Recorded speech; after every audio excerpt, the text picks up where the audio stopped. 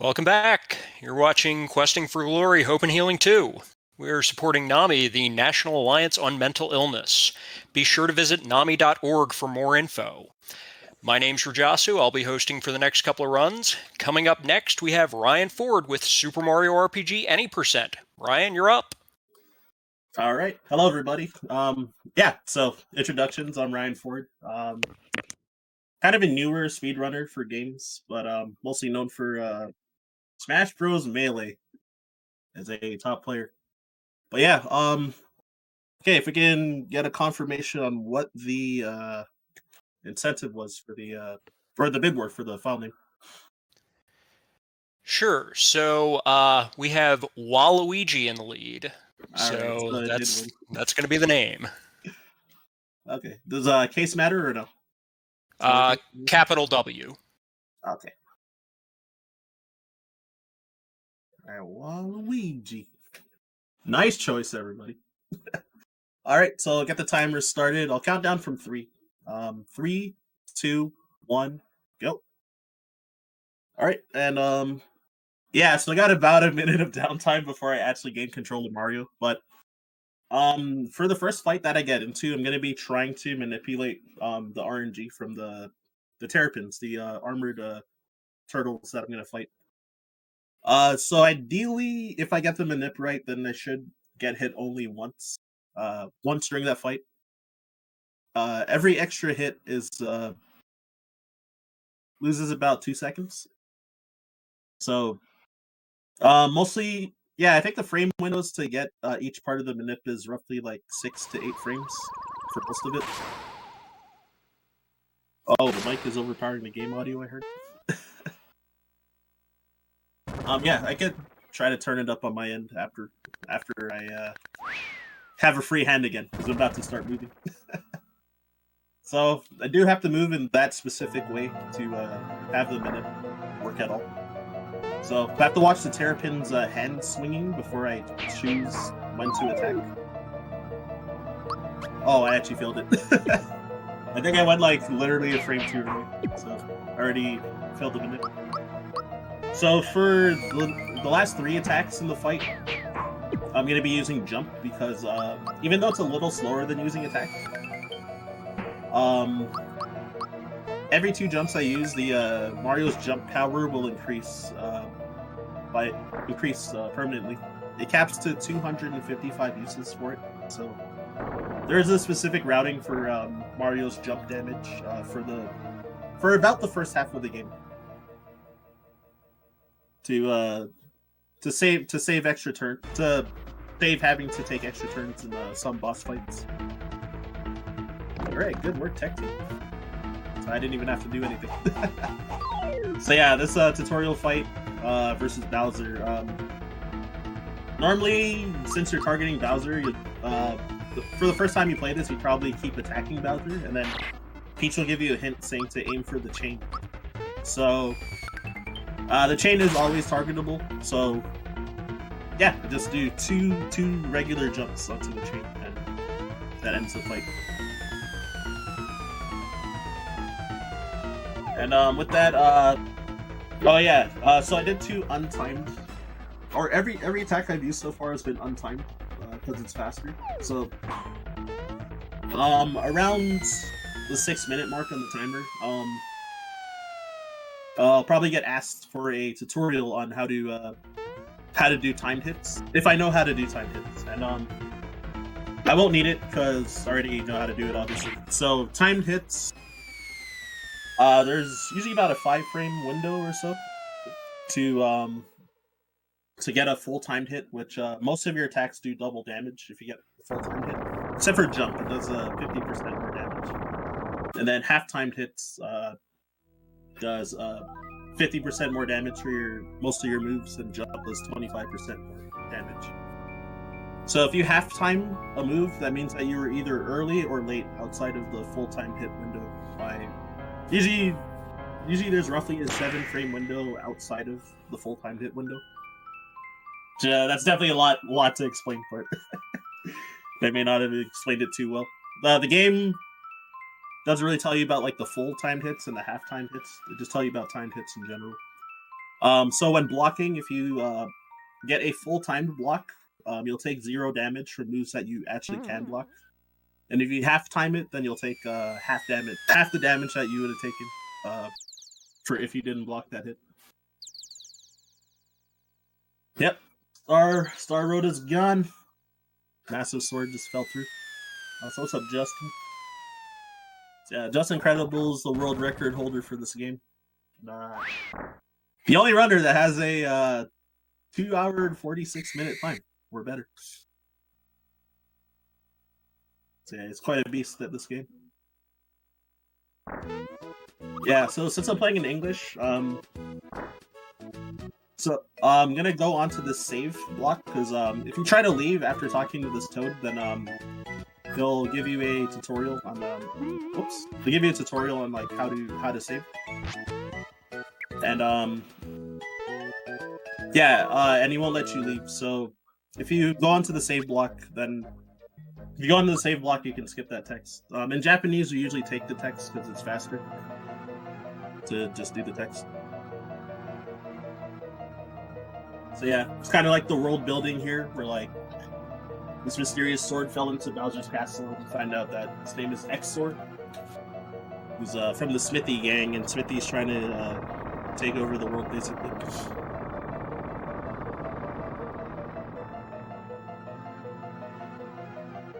No fireworks to any percent. Yep. There's a lot of extra stuff that I would have to do, but that's slow, unfortunately.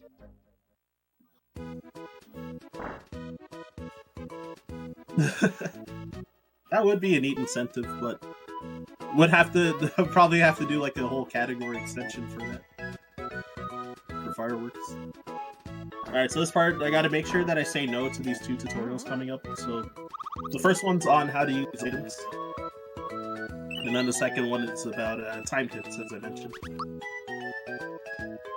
And then yeah, once I'm out of here, then there's gonna be there will actually be some action coming up. So I'm gonna be trying my best throughout pretty much the whole run to not get into encounters with random enemies. So every fight except for one throughout the whole run, ideally, would be just boss fights, bosses and mini bosses, pretty much. Yeah, so now I have control of Mario. Yeah, as I said, I'm gonna be trying to maneuver around all of these enemies. So, I've done this a million times. So I'll jump on the corner of this flower so that I can avoid getting into that encounter with the Goomba, and being able to get that flower attack to add more flower points during the round. Because yeah, since flower points is how you use your special attacks, then we need quite a few, not a super huge amount throughout the run. Alright, so I'm gonna be doing timed jumps for the first 2 attacks. If I get hammer times, that's bad RNG for this fight. So I'm gonna be attacking each hammer bro, because when one of them dies, then the other will use Valor up, which makes them take half damage. So you wouldn't be able to do enough damage to just kill it right away, and you'd have to take more turns if you just focused on one to kill. And then yeah, jump for that last attack for more powering up my jump damage a little more. It's only 1 hammer time, it's decent luck. Also, if you notice that some of those hammer swings that they used, I wasn't blocking because it saves some frames to not block the hits.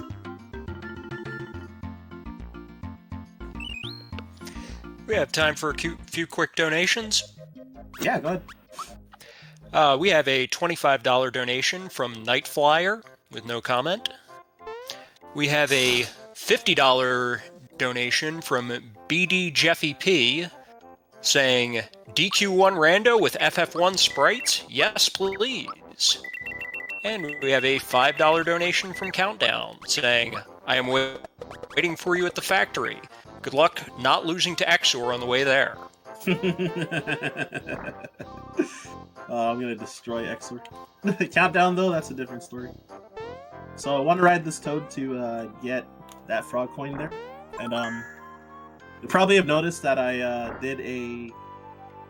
made a detour to the shop and did some menus. So At the end of this cutscene here, or end of this dialogue, if you don't have any items equipped, then you get a tutorial on how to get forced into a tutorial on how to equip items. And it's faster to do it all in one menu, so going to the shop and buying and selling the things you need, and then also equipping your stuff all in one menu. So that's the reason for that little detour, even though it looks a bit slower. But saves menu time, basically. And yeah, some people were mentioning Pigeon chat. I say this every time, but she's the person who taught me how to run this game back in the summer of 2018. She saw I was doing a casual playthrough like a few months before she taught me, and offered to teach me during that time.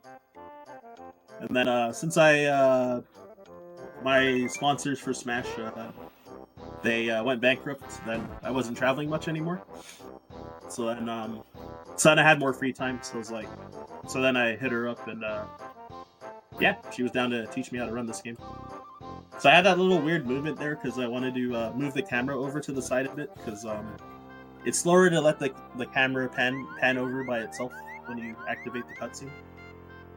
So I could have just walked straight down, but it actually like loses a bit of time because of the slower camera movement.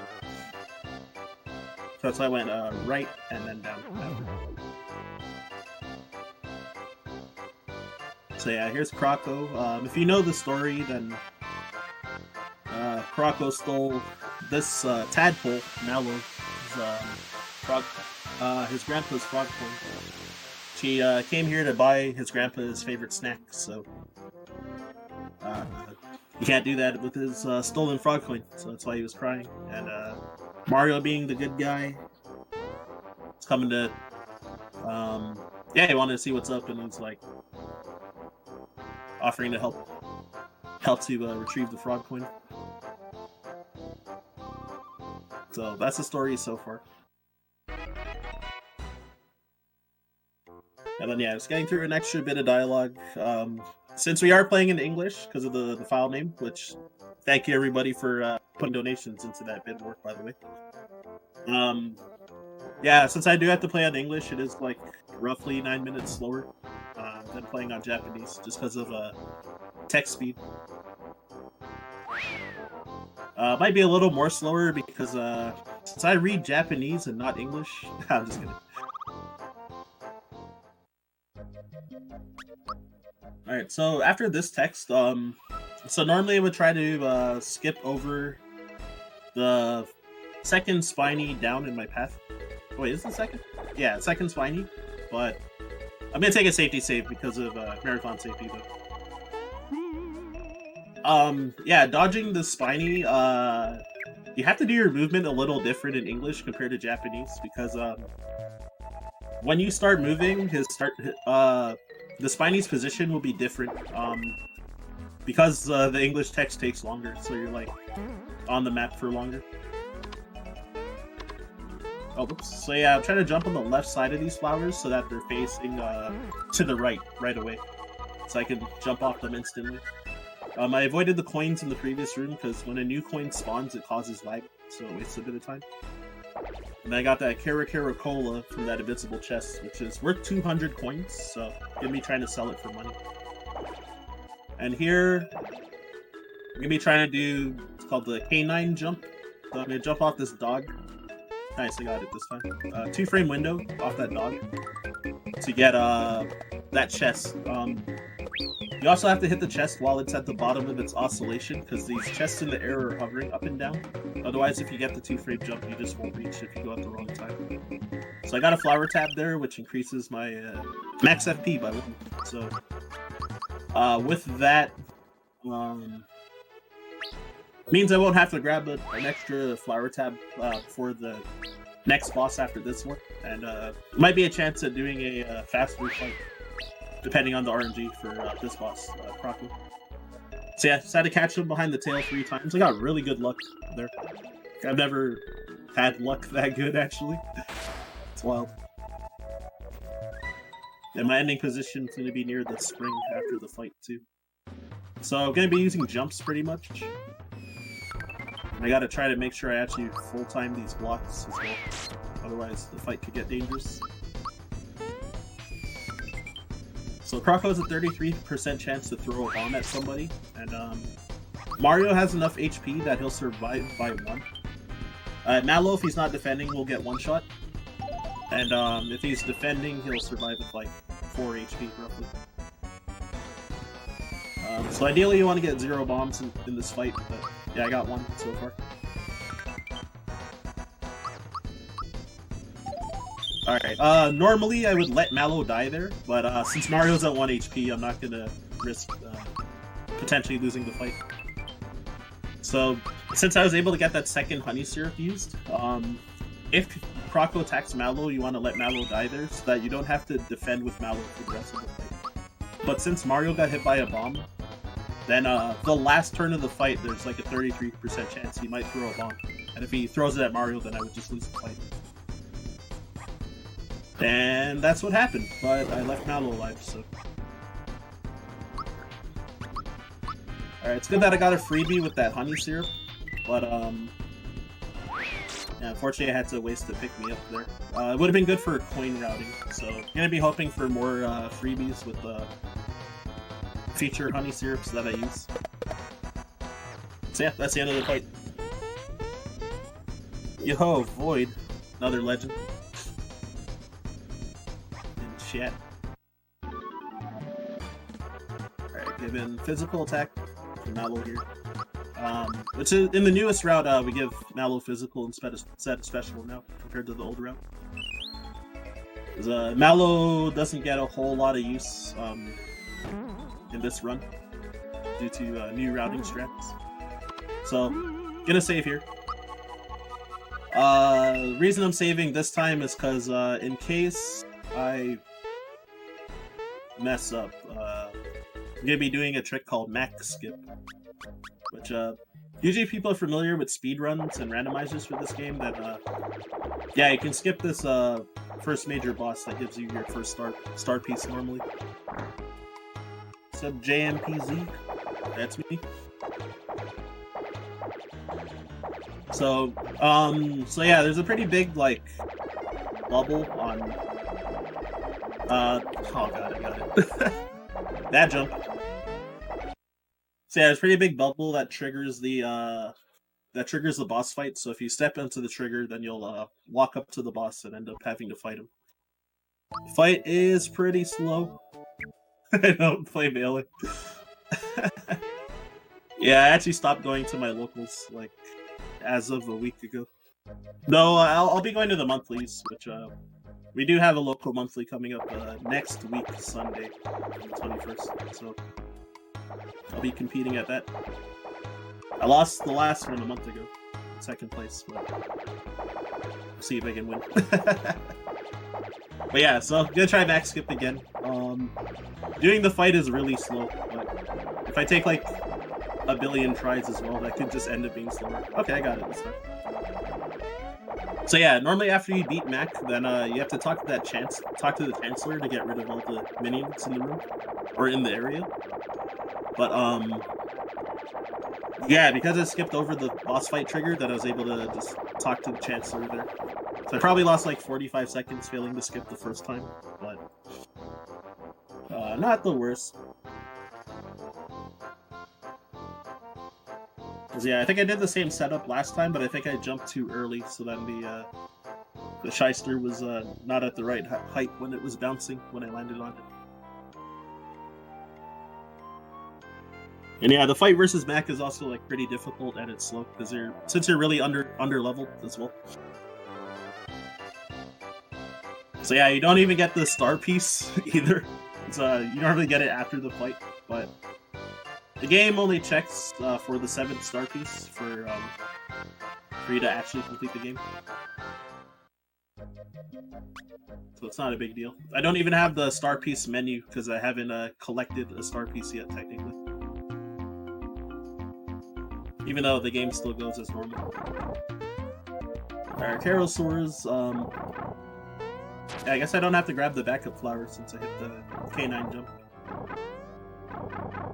So get to save 3 seconds by not going to the left to grab the chest with the flower in this room.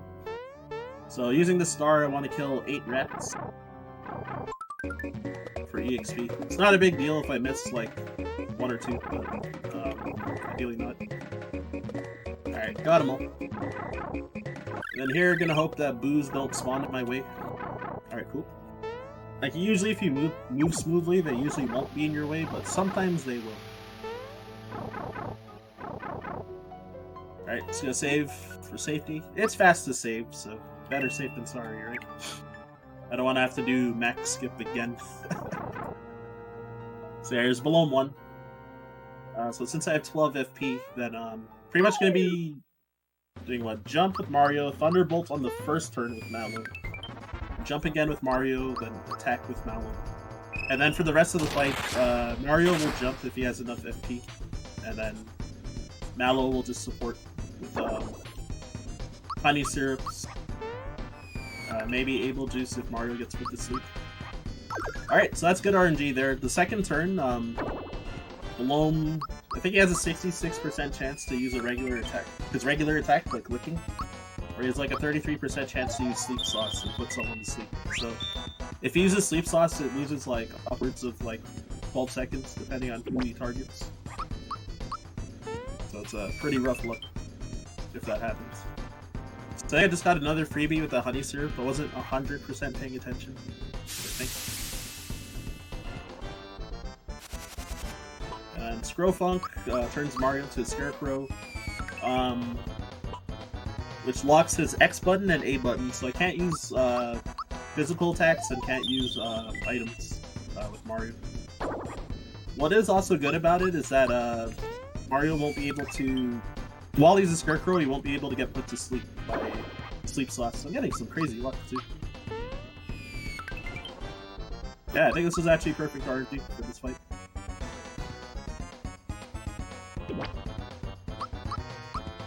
The only way it could have gone faster is if I had, like, let Mallow die after the second honey syrup, and Belome continue to use, like, only physicals for the rest of the fight.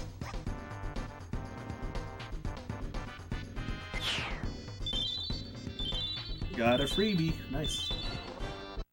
Alright, so level 3 with Mario, gonna give him attack. So for every multiple of 3 for Mario's level up, then I'm gonna give him attack. Except for level 15, I'm gonna give him special.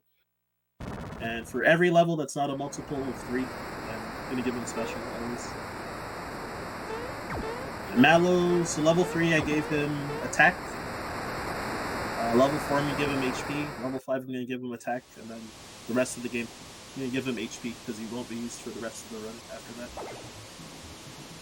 And HP is in the middle, so it's the fastest one to choose. So Midas River. So on your first time on Midas River, if you get 60 regular coins, so not these frog coins, then you will get a frog coin as a reward. Every other time you go afterwards, I think you have to get 80 coins to get a frog coin. But yeah, there's like one extra text box if you get more than 60 coins, so I'm going to be trying to get 60 flat just to save like a second.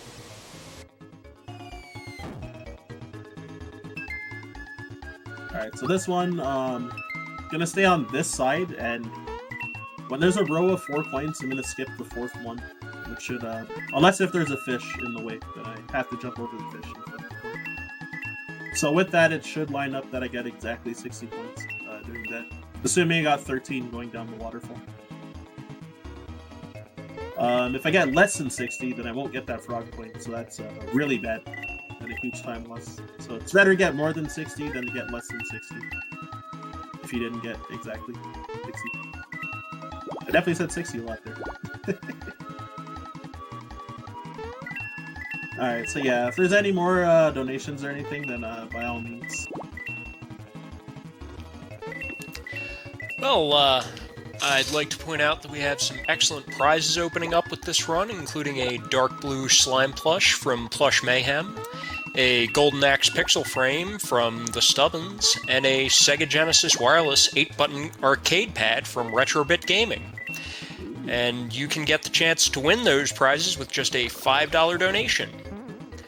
Thanks so much for contributing those prizes, and people, you know what to do. Make some donations, win some stuff. Yep. Ultimately, these marathons are going on for charity, and us runners are participating to try and help out the cause. We love to entertain and would also love to entice people to donate. So you can also type !donate, I think, to get the link. You can definitely correct me if I'm wrong on that, but it's usually like that for most. Oh, there it is. So yeah, when I moved up to this rock to start this cutscene, you probably noticed that I kind of did like a hooking motion and like went above the rock and then went on it. Again, that's for camera movement, so that you move the camera up rather than letting it pan up there at the start of the cutscene. So yeah, kind of just waiting for. There's a lot of dialogue here. Waiting for meeting Mallow's grandpa, Frog Fuchsius. So he's about to invite us over to his spot so that we can chat a bit and update him on what's going on. And to seek advice, since he's Frog Fuchsius, he's a wise frog. Kaios, I appreciate it. Yeah, I'll definitely try my best to keep up with chat as well, while rambling on about the run when I can, So yeah, at some point, he's gonna ask if you'd like a recap on what he said, and gotta make sure to scroll down and say no, otherwise he'll repeat it if you say yes. Like the owl in Zelda games and stuff. Ocarina of Time particularly.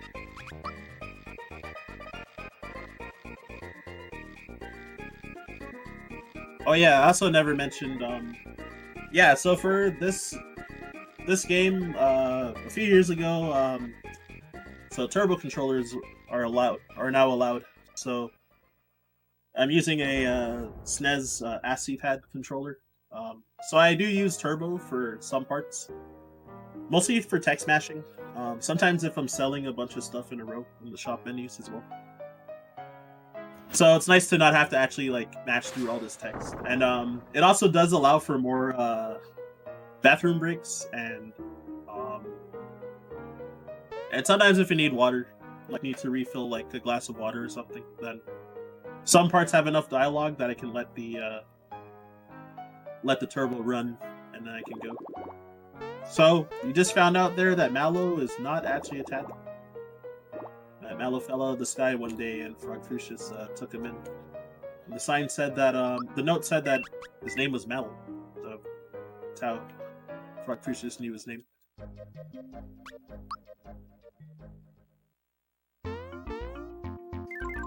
Alright, so Roseway. I want to try not to miss these big coins, because those large coins are worth 10, so I'm trying to grab the ones in the path.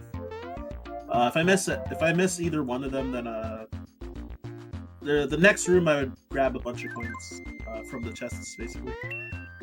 So I guess since I got a couple freebies with the honey syrups, I don't need to grab extra coins there as well.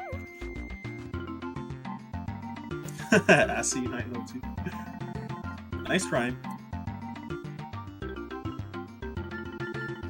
Yeah, so the common third-party SNES controllers that are used for turbo, it's ASCII pad, Super Joy Card, and Hori Commander, I think. But I like ASCII pad since it has a auto turbo as well. So this game is also really good about having anti-turbo mechanics for battles. So like you would think that you could just use the turbo controller to cheat like the timed hits or cheat like mashing buttons, but if you mash too much, then it'll lock you out of the windows. So it makes turboing worse than actually like doing timing or mashing properly where needed. So I'm gonna buy 2 fearless pins as for the new route. Old Route used to buy wake-up pins to prevent getting put to sleep and to avoid getting muted as well. A Fearless pin prevents fear, which fear status, your attacks do half damage, and you also receive 50% more damage from enemy attacks. So yeah, this part has a lot of dialogue too. In a moment, the kid's gonna ask if I'm really Mario after he gets starstruck seeing Mario here. If you say yes, he wants you to prove it, and then you have to jump, which takes like a longer animation. Which is like a longer animation compared to saying no. So, yeah, it saves a bit of time to just say no to the kid.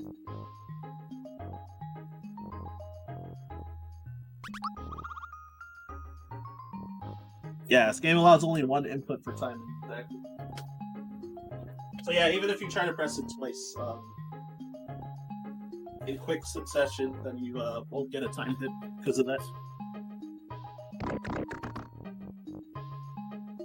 And then other moves like Fire Orb, Super Flame, and Ultra Flame. If you mash faster than one input per 8 frames, then it'll also lock you out of the window. So that's about. I think that's like a little less than half of my like mashing speed. So for a little more than half my mashing speed. So it's I have to like purposely mash pretty slow for like Fire Orb and Super Flame and stuff.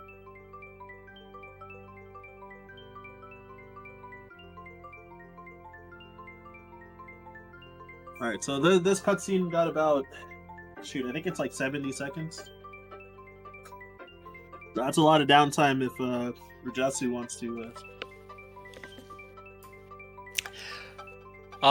So I'll just say 1 in 5 Americans live with a mental health condition, and fewer than 50% of adults living with these conditions will receive treatment each year. Many factors contribute to this, including stigma, lack of access, and lack of knowledge and resources. Visit NAMI.org for more information. All right, thank you. Oh, all right, yeah, there is something that I'm gonna touch on about that in a bit, though. First, I'll explain stuff about the run first, since I'm about to get control of Mario again. First off, I'm gonna take a save on this save block at the corner. But first, I'm gonna do this dialogue and then go back up and save. You can't leave this room during this dialogue, so might as well get it over with, and then if a disaster happens and I have to load the save, then I'll not have to go through this text again.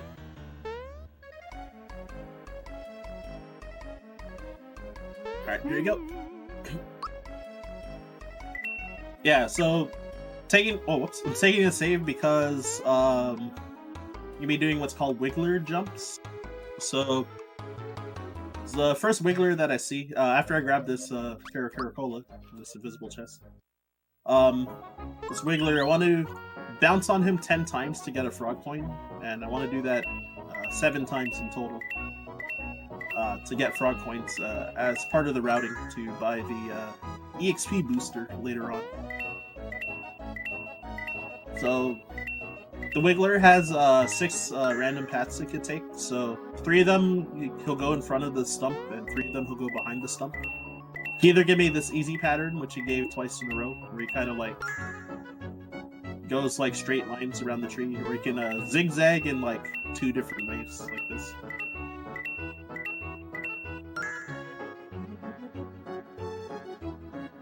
It's funny, I always lose count though. Especially if I'm talking a lot, so I gotta check my menu. Okay, 2 more. So I want to get to 12 frog coins.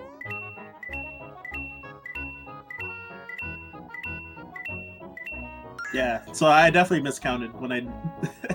It's good that I actually checked, otherwise I would have been 1 short from what I was thinking. So getting into an encounter with those Wigglers, if you mess up the jumps, can be really dangerous. If you get 2 Wigglers in 1 encounter, and if you fail to escape and both of them use Sandstorm and don't miss you, then you're dead. It'll be a party wipe, basically. So there's a chance that I could just like die to RNG on an encounter. And the isometric hitboxes are sometimes like pretty jank, so sometimes you can get hit in weird ways. Like you think you landed on it, but then you get to an encounter instead. So there's an invisible chest in that upper stump. Before I woke up that wiggler as well. So more items to sell. And then if you hadn't guessed yet, I'm going to take another safety save. So I'm going to grab this red essence first, which I'm going to be using for months later. I'm going to hope that it freebies, because if it does, it can also sell it for 200 coins. So it's a 1 in 7 chance for that to freebie, so it's not very common. On my last marathon run on Sunday, I did get the freebie, which is like really rare for me. So yeah, give me a lot of dialogue here. So this boss, Boyer, there is a chance that he could give me unwinnable patterns, so that's the reason that it took the safety save. Executing the fight is not too difficult. For the most part, going to be just using Geno beams until I run out of FP with Geno. And when I run out, then just start using physical attacks pretty much. So yeah, there's also a Bruce Lee reference somewhere in here. Canon in the Mario RPG world. I'm not sure if I missed it there or if Mallow mentions it in a bit, because I was rambling and not reading the text. And usually I play in Japanese, so I don't remember exactly where it is. But yeah, we'll touch on mental health. I also said this at the last marathon I ran, but I've been listening to a podcast called Fundamentally Human, where they on each episode they talk about different mental health topics that are just like, you know, normally not talked about, and like ones that are also have like, you know, negative stigmas to them and stuff. So stigmas and generalizations. So like, you know, people who are either experience some of those challenges or are like, you know, experts like in the field. They, you know, talk about it on like the podcast episodes as guests. So a friend of mine was on one episode about ADHD, so that's how originally I found out about the podcast. So yeah, it had been a good listen. I checked every episode afterwards, and then I think 2 new ones came out as I was catching up during that time. So yeah, definitely recommend it. Alright, about to gain control. So yeah, so the 2 items that I'm going to use with not Geno, it's faster to use it with Mallow because Mallow's item use animation is faster. So Energizer, gonna hope it freebies. Nope, unfortunately not. So the freebie gives attack up, which makes the target do 50% more damage. Pretty much until either the fight is over or until they die. Or if a move like Shredder gets used. Oh wow, I had a lot of funny freebies. 3 out of 5. Good this time. So yeah, depending on what kind of actions you take, then Boyer will lock a button.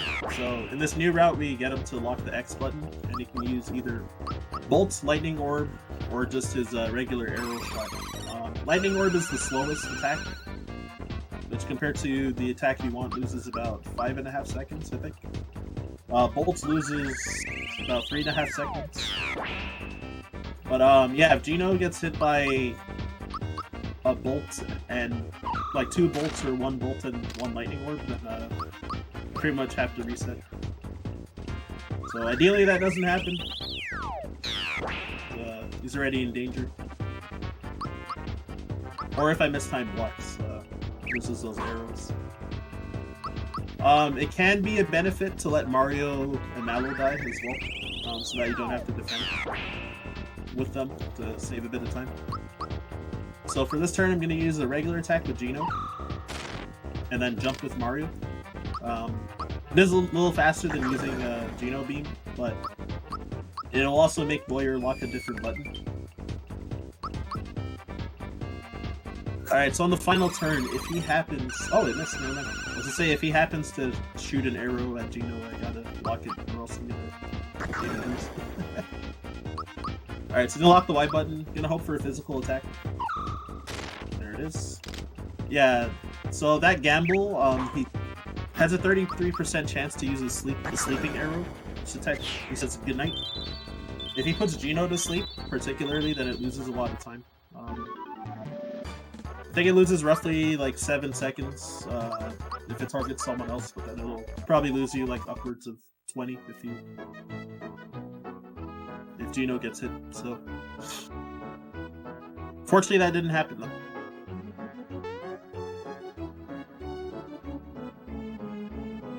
Yeah, so now we've met this mysterious character, Geno. He's also trying to help rebuild the Star Road that got destroyed. So he's telling them the purpose of the what the star pieces are for. So, you know, getting to learn more world building and the lore for this game as well.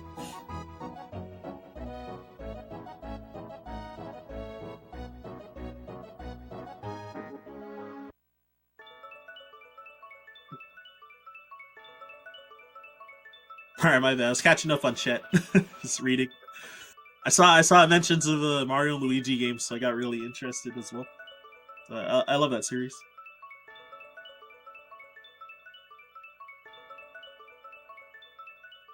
I actually don't know what HMH2 is.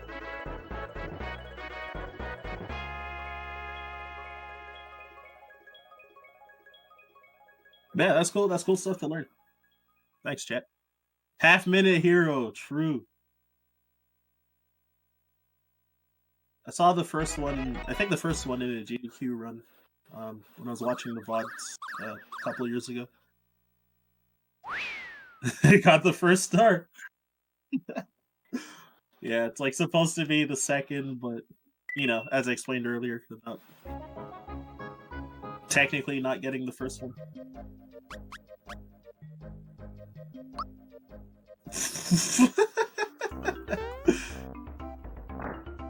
We can do it.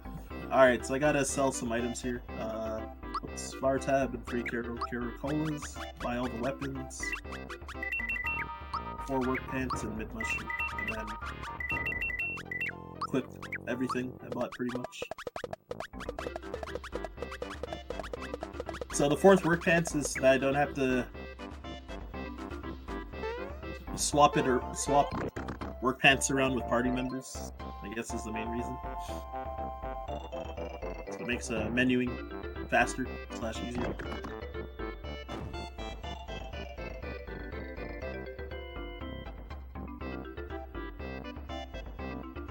The ability to see what stars have gotten. Finally! You know, after over half an hour in the run. Like 40 minutes-ish.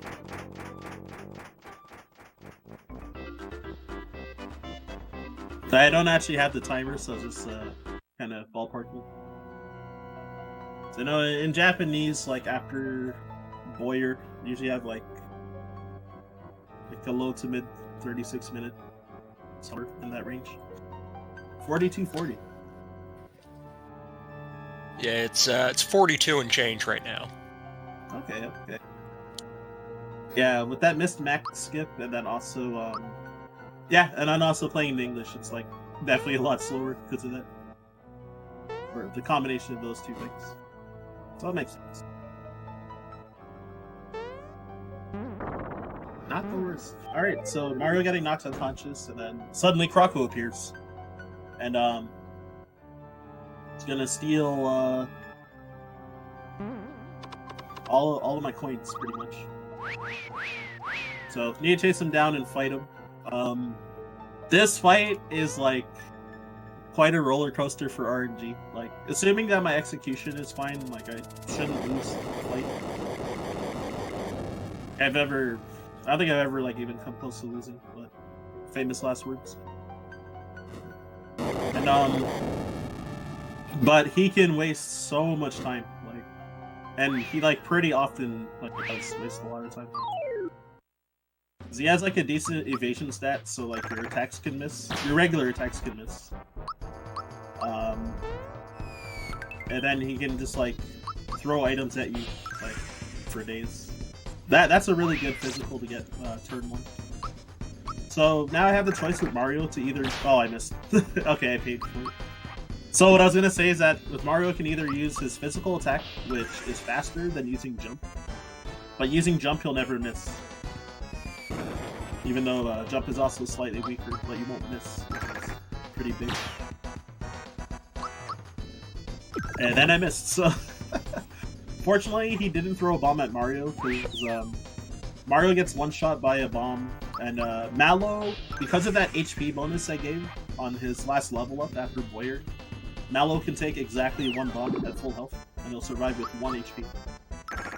Then these chomps, you can get a perfect block on them, so...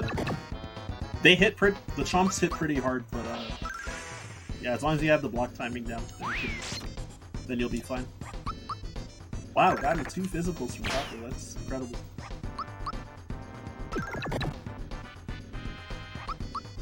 Yeah, and runs, like, compared to my PB's time, which doesn't have a very good fight, like, I almost always lose time or save, like, less than 4 seconds, like, every fight.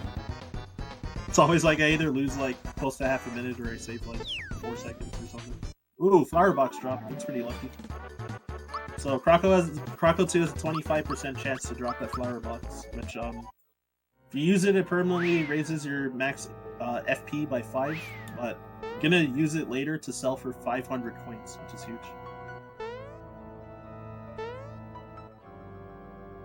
For 2 extra ice bombs. They cost 250 coins each. At the one shop that you can temporarily buy them at.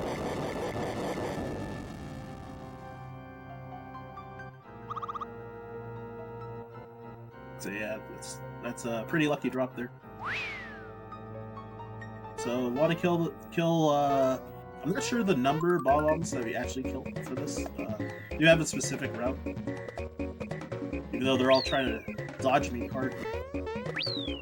All right, that was really good movement with the star. All right, so now we'll give him attack. Gino, I gotta give him HP because I need him to survive a later boss fight. So we need to give him HP for his first 2 level ups. And then give him attack like every level up after that, I think. Okay, it's gonna save here. I don't particularly need it for this fight. And I haven't saved in a while, so like, you never know if something could happen. So, jumped over the trigger. That would make Punchinello punch you out of the room. Normally you can just go behind him to get into the encounter, but it's faster to just jump over the trigger and touch him from the front. So his defense is low enough that we just want to use like regular attacks the whole time. Just attack and block. The fight's pretty straightforward. Attack the bob-ombs if they attack, which it's random if they do, which none of them did on that first turn. So additionally, Punchinello has a 1 in 7 chance to use Sandstorm, which will cause fear. Mario's the only one susceptible to fear right now because he doesn't have a Fearless pin, but the other 2 are wearing one. The attack is slow, so it wastes time compared to his regular attack. And causing fear on Mario is bad because I might have to cure it if it's early in the fight.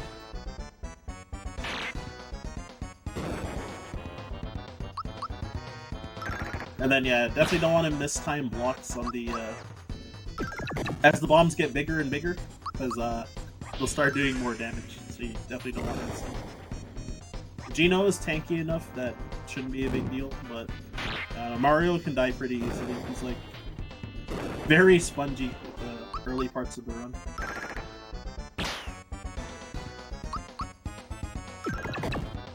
So, alright, no Sandstorm this time.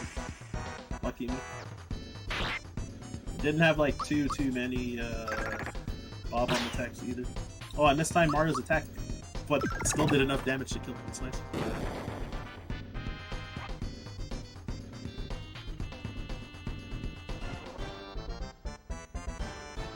Mentioned the fun fact about Punchinella from the beta. I actually don't know that fun fact.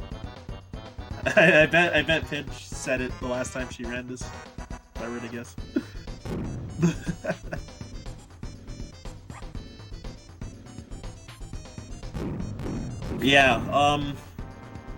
Yeah, super jumps. I'm gonna be doing quite a bit. I'm gonna be doing 100. Well, ideally, I'm gonna be doing 100 a few times. We'll see if I actually hit it or not. James Bomb. Oh my god.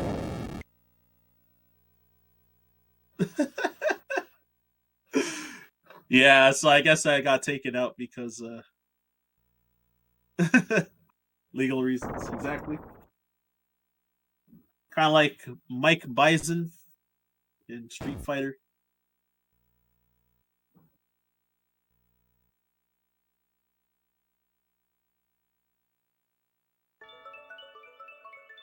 Yeah, ideally 100 on... If everything goes well, it should only be 2 100s in the run. So Johnny to get the super suit, and then once on Smithy too. Unless if I get a bad RNG, then I might do like 100 again.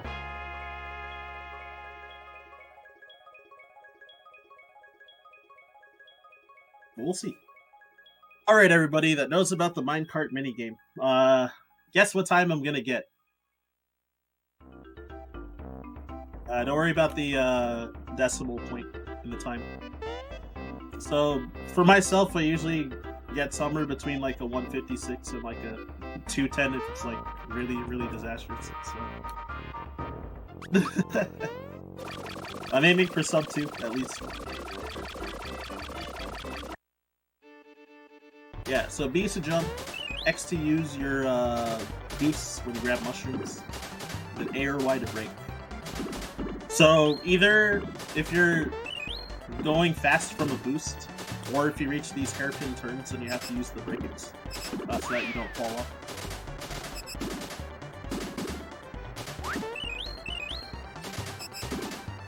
So yeah, falling off usually costs around 1.5 seconds. Could be more, depending on how bad you messed up.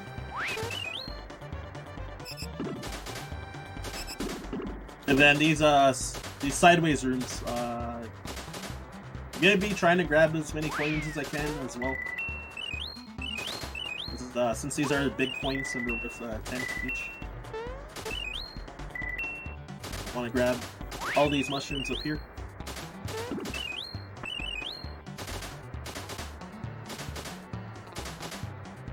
Oh, I missed that mushroom.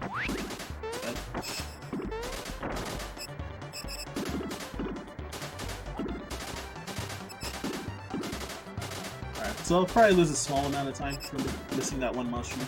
So I would have used it right there.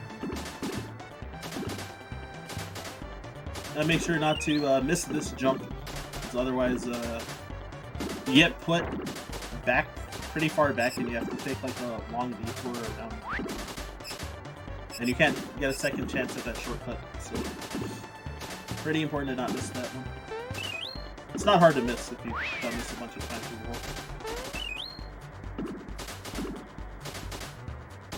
well. Alright, so looking like a 158-ish for this one.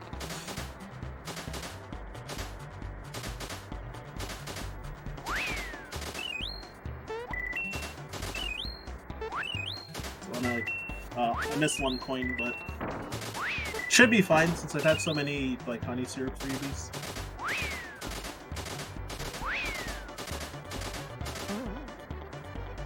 There you go, low 158.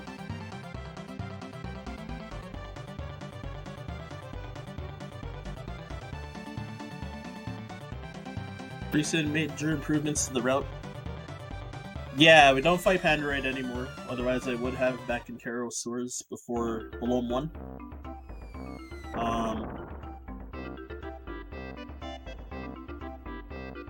Yeah, skipping Booster Pass Secret as well.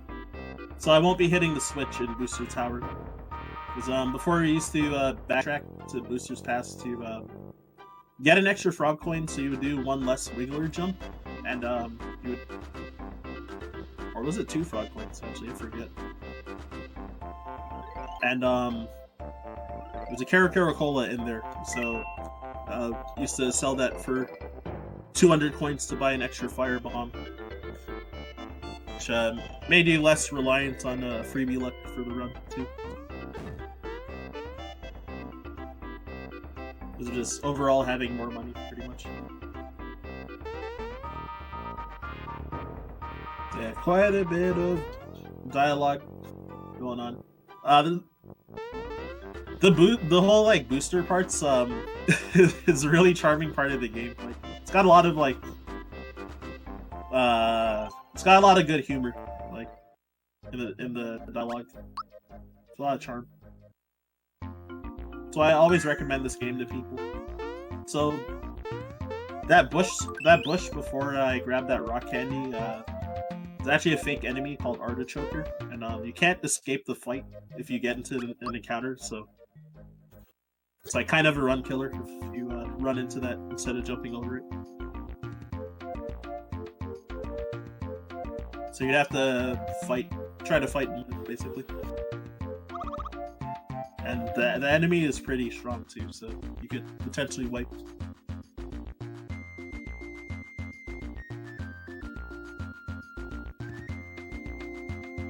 Yeah, so here's where Peach ended up when everyone got flung out of the castle after the fight with Bowser at the start.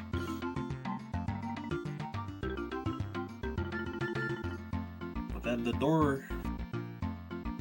I'm trying to go into the castle, but the door is locked. So after all this dialogue,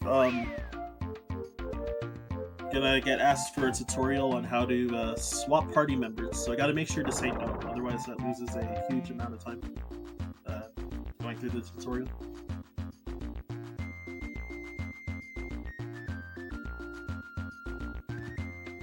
Yeah, now that Bowser joined the party.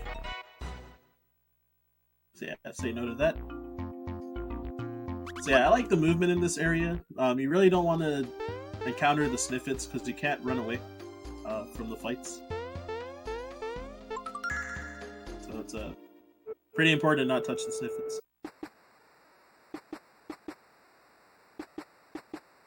Some version of Wario. A lot of people do ask if he's Wario, especially when I was like first running this game. Alright, flower tab, which you're gonna sell for money. And got some movement over here. So I'm gonna run along these walls because you actually won't touch them if you just run along the wall. And the bob-ombs are not the worst to get into an encounter with because you can run away. But if you fail to run, then they might kill themselves, which could also mess up your EXP route a bit. From, like, unintentionally winning fights.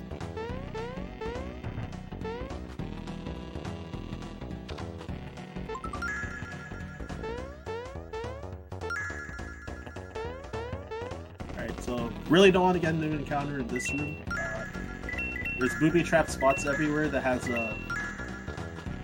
Whoops! Where am I going?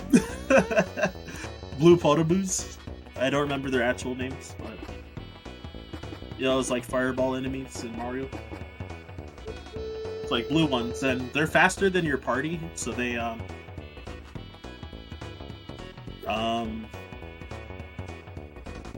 yeah, they're faster than your party, and they, their attacks are really... All their attacks are really slow. So it wastes a ton of time to get to an encounter in a checkered board room. So yeah, I just left the room with a booster. Nice emote.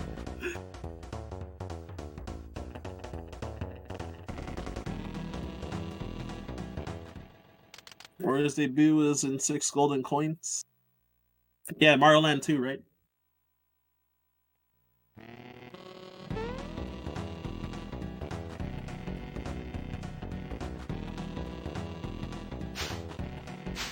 Yeah, so pretty much just chilling. This mini game takes quite a while.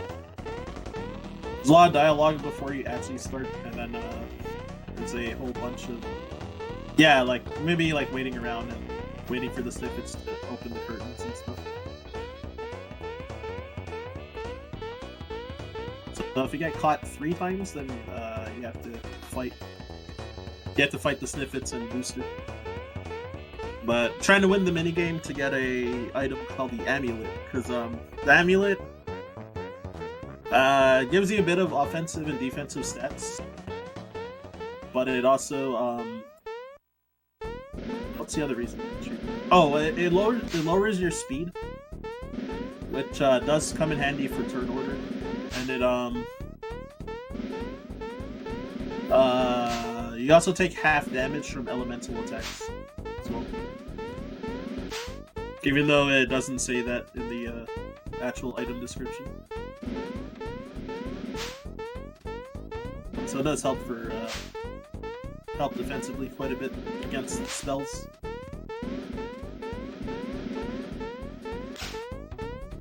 So yeah, let's have the the turbo for the B button going to be a little obnoxious when jumping around to bug you guys.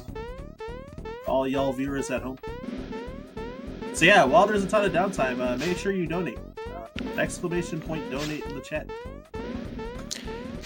Hey, we actually have a couple donations. Mind if I read them off? Go ahead. Sure. So we have a $50 donation from Anonymous. And we have a $150 donation from Eric S. saying, I think Super Mario RPG was the first turn-based RPG that I played. And with that, we are now over $10,000 for the marathon. Thanks, everyone. Alright, thank you so much, everybody, for the donations yet again. 10K, baby! Super dope. So, what is the goal for this week? Or has it already been crushed? I don't know that, but higher is better. Yeah, of course. Keep it coming. Keep it coming. Oh, I forgot to show the password for the door being Waluigi because all of you donated. Thank you very much. It's the second marathon in a row where I forgot to stop the turbo mashing there. Shoot. So here I'm going to be doing an RNG manipulation for this boss fight, so you're going to be listening to the TV. Probably won't be talking too much. Oh, I am bad.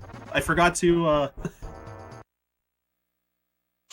Alright, reset. I forgot to do the menu before I saved. Whoops.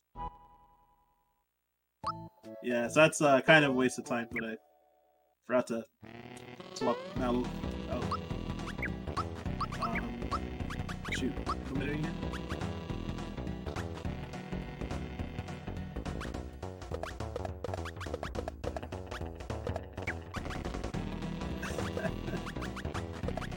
Whoops.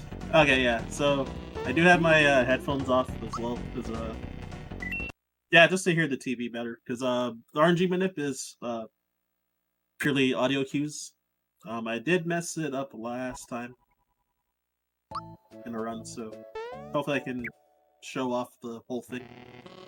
Be doing a 2 rock candy strat, so the easiest variant of it.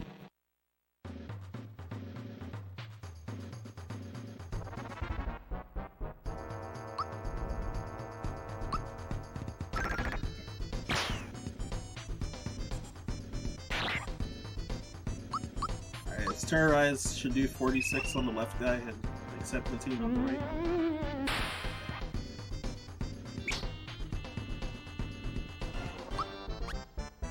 Might have been late. Maybe not. Alright, it's good.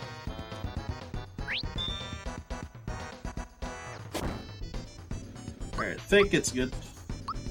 If this doesn't freebie, I'm gonna cry though. Alright, got it. Cool.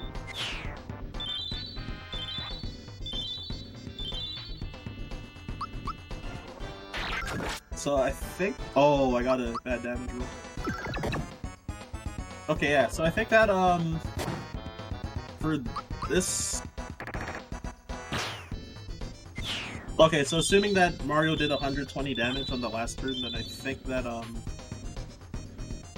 that manip is supposed to be, like, second slower than, if you got, like, perfect luck, in the fight normally.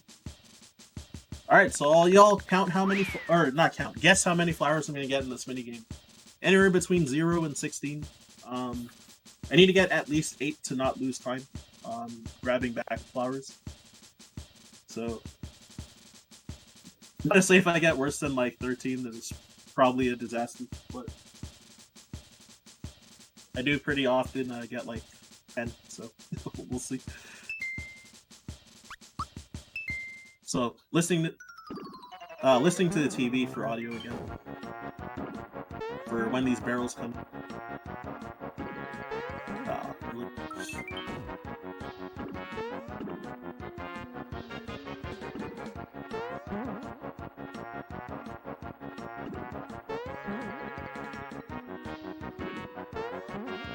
Oh, that's pretty lucky. Oh, the cloud! Oh my god, it fully blocked the barrel. I couldn't see it for a while. So yeah, that's also like RNG. Like, where the barrels will come out from the second and third phase. And also the cloud moving. How it'll sometimes obstruct your view as well. And that isometric hitbox cheese right there, where I jumped on the sniffit, but I got hit. Because hitboxes are fun. So yeah, usually in the second and third phase of this, again, wow, that's unlucky. The second and third phase of this, when there's like 2 barrels and then 3 barrels, usually I stay on the right side, because if there's a barrel coming out on the right, I can react to it and jump on it. Where if it's in the middle, or if it comes out in the middle or on the left, it's like not reactable. Why does that keep happening? Oh my god.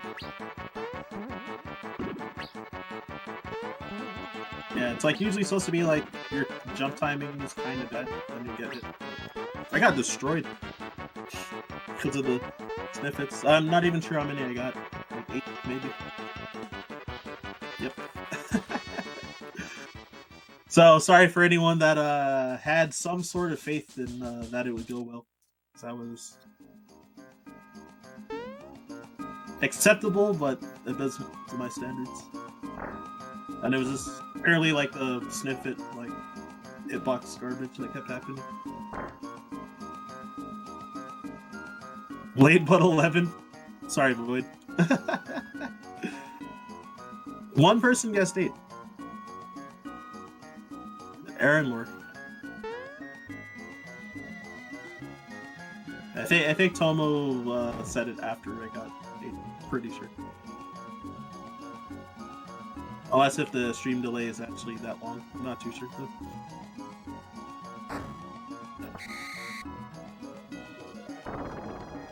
Yeah, usually if I have like a massive disaster, I'll get like 9 or 10. Or have massive disasters where I'll get like 9 or 10. Yeah, that was like abysmal. Purely just because of like the snippet. This like it was like 5 or 6 times that like the snippets hit me. Yeah, I usually grab that free flower jar, regardless, but I'ma still do it.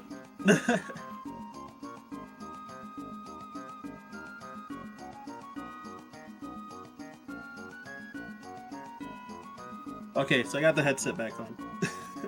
So I don't need to heavily listen to audio cues anymore. Yeah, so those flower tab, those flowers, it's mostly important for Yarodovich. Having enough FP to do like the Geno boosts and shockers. So I have like exactly the minimum for that. I don't have any room for backup strats if I mess up on that fight, which I'm pretty likely to mess up, so I might have to waste like an ice bomb or fire bomb or something. See how it goes.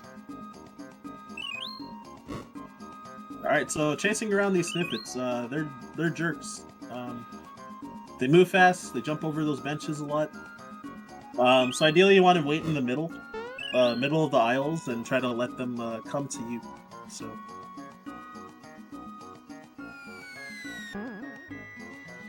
usually they'll eventually come to you, because if you try to chase after them, they'll like probably jump over the benches and like move faster than you. So just let them go in the middle. Always get the kiss, baby.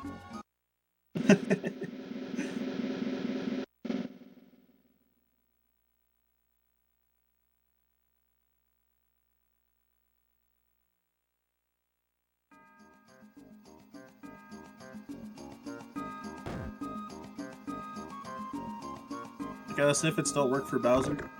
A call back to Mario 2 where they were Wart's henchmen. Yep.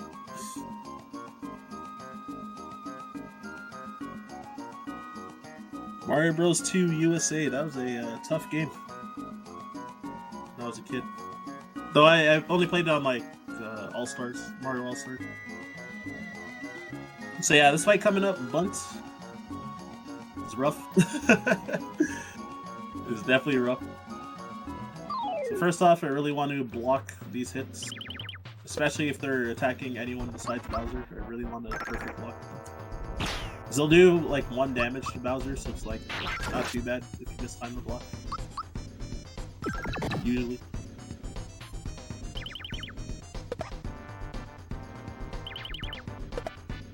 But Geno being at full health for the next phase might give him a chance to survive during the candle phase. He still might not live, because RNG, so we'll see. Like, the run I did on Sunday for a different marathon was like... I almost lost the fight because that was like horrible RNG. Alright, see if this freebies. Nope. Not surprising though. Alright, got the perfect block on all the chefs. I do kind of use an audio cue for blocking that.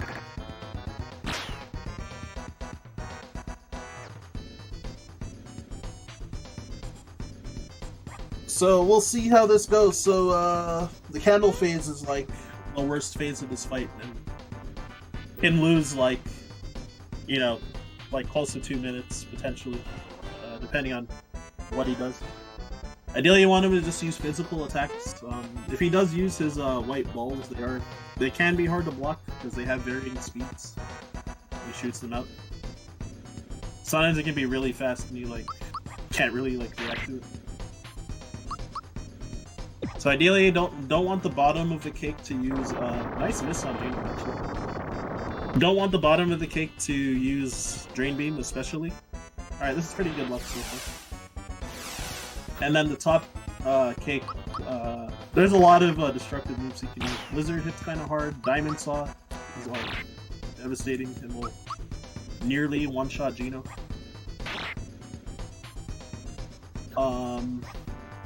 Yeah, since I have Fearless Pin in this route, then Sandstorm at least won't cause fear. Like in old route, it used to be like really brutal to get Sandstorm. But the top of the cake can use Lullaby and put someone to sleep. So since we don't have Wake Up Pin in this route anymore, so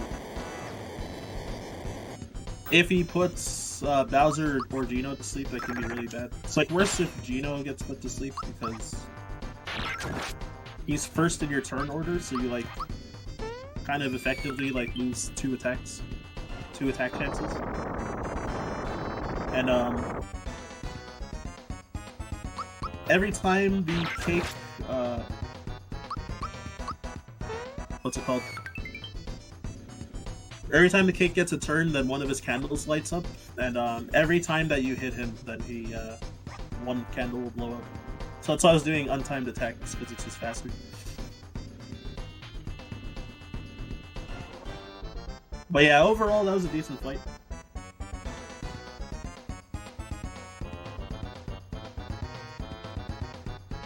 Darude's cake. I get the meme. I get the meme.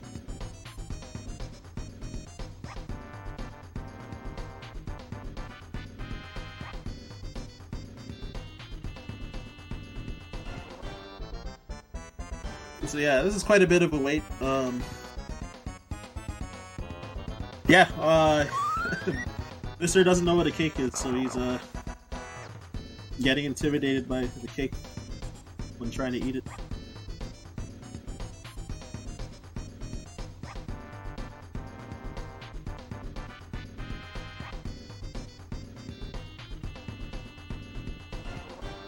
Dessert punch. True. That might not be a thing in Japanese.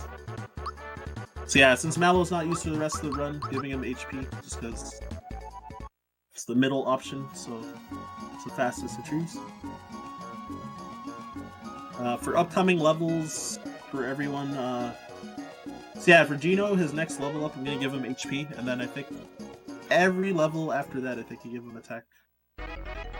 So the left choice. Oh wait, actually, I should just go. Bowser, which levels would give him HP? I think it's level 10 and level 13 to give Bowser HP, and then give him attack for every other level.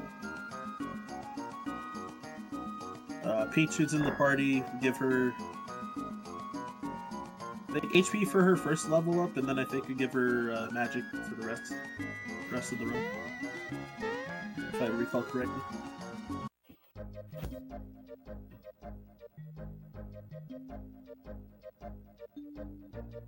Booster thing he's married to Toadstool? I actually don't know.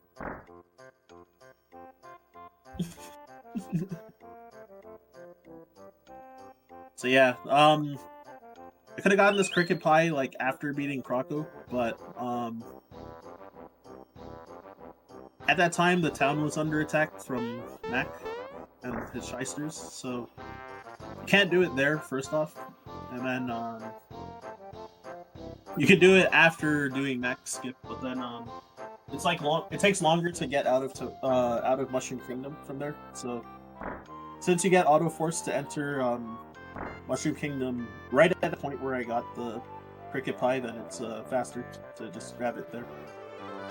Since you don't need the cricket pie until pretty much right now after this dialogue is done.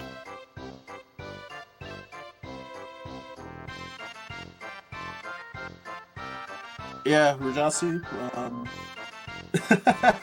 you know what I'm about to say. Yeah, so we'd like to send a big thank you to the folks involved in our foreign language restreams. The German restream is at twitch.tv/Germensch, and Japanese is at twitch.tv/Japanese_restream. So if those are your preferred languages, check them out. Thank you. Oh yeah, I definitely saw that they were live when I was checking the stream earlier today. I'm looking. So yeah, that's cool. That able to get like people from other countries that speak other languages involved in this more. So yeah, so it helps with more exposure. Also, yet again, make sure to get your donations in. By the way. Also saying this to the Japanese viewers and the German viewers at home that might be awake at this point. Because I guess it's like AM hours for them right now.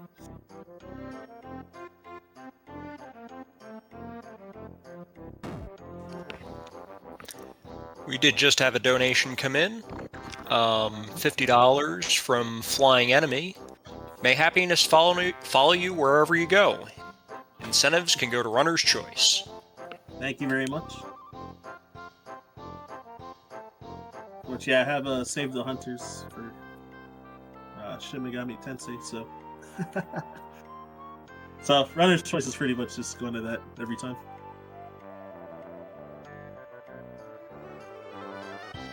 Oh yeah, really, really long-a-thon 5. I'll be running this again for that. So, see me in a month. Yeah, I think the schedule came out like last week or this week.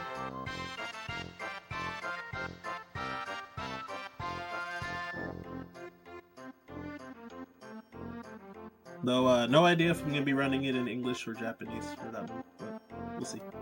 All right, so for Marathon Tradition, we'll form a glitch.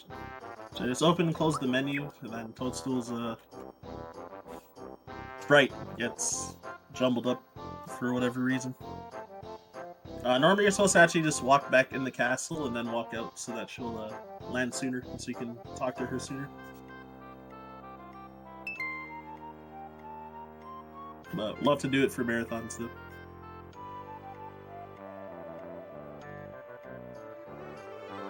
Alright, now we got through all that dialogue. Yeah, so I gotta go see Frog Fuchsius, so needed to give the cricket pie to him now so that he'll stop being depressed about telling Mallow that he's not a tadpole. And then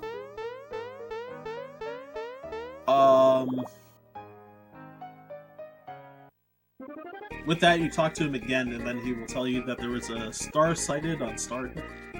So, you get a new place to explore with that. So, you gotta make sure to actually talk to him twice, and make sure that you actually got the cricket pie, otherwise, you can waste a lot of time. So, yeah, Star Hill, there's a lot of. There's like a specific route for turning on these switches, which there is a mobile app on Android that Pidge made. So it's like a practice app for it's like for the Cannonball Solitaire in Bowser's Keep. There's like English to Japanese like translations. There's like multiple choice quizzes to test your English or Japanese depending on which language you're trying to learn for this game. So like if Japanese runners wanted to like learn English for some reason, then learn English runs for some reason, and they could also use that app to learn what the items are in English. And then yeah, vice versa for English speakers to learn what the Japanese text is. Which yeah, a lot of times new runners will be intimidated. That includes myself when I was first learning this. Intimidated to learn this game in Japanese, but and it's not very hard. Like I can't actually read Japanese, but like I know there's enough like symbol recognition to like know which item is which, especially for the important items. And Shiner, you should play it in Japanese. Oh, do you like actually know Japanese or nah?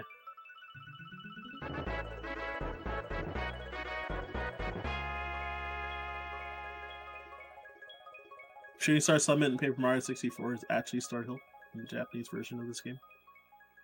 Wow. Let's learn something new.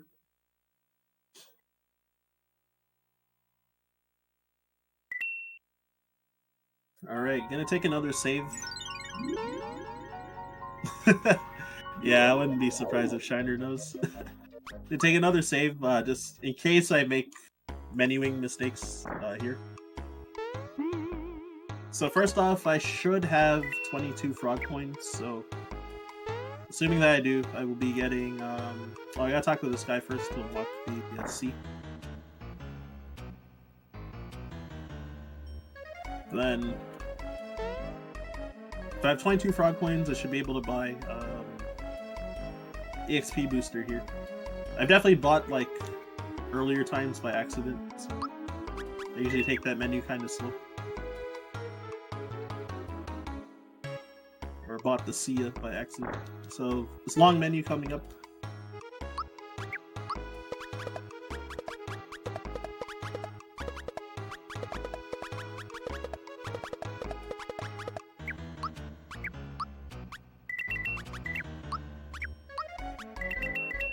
I got a double press for no reason. Good thing I saved.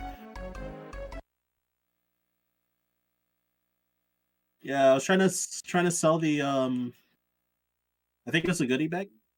I've already forgot which item it was. I think it was a goodie bag, and then I think I sold the wallet too, so I didn't get the max amount of money for that. Because I don't have my turbo on, but I got like 2 A presses for no reason, so that just like completely ruined it for me.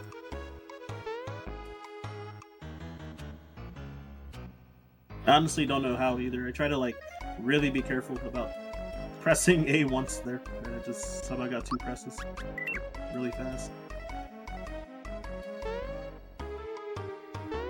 So you have to do this menu again.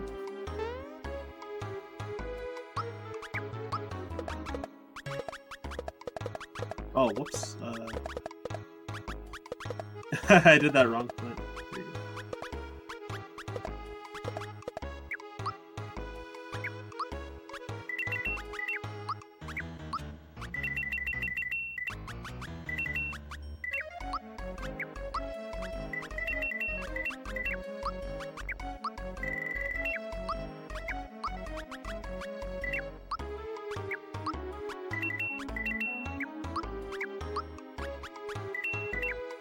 Alright, cool. I forgot that I had the second firebox, so I was able to buy 8 ice bombs instead of 6. And then 6 fire bombs is standard. So I'll take another save in case I have a disaster with the star. Sometimes I've just had bad mistakes, and sometimes I've had like actual weird things happen too. So there's a clip on my channel somewhere where like I landed on a star, one of these starfish, and like it didn't die while I had the star. So I just wasted time. Okay, another thing to point out real quick is that yeah, so I did what's called the skill swap glitch there. Right before grabbing the star, I opened my menu and then hit the star as the menu opened. So while having that star active, it if a character that I swapped slots with, they will learn the wrong person's move. So Peach learned Mallow's Shocker because I swapped both of their positions, and Peach at level 10, which normally Mallow at level 10 learned Shocker, so Peach learned it instead. So I'm gonna be using that again later to get Peach to learn Geno Beam, level 14, I think.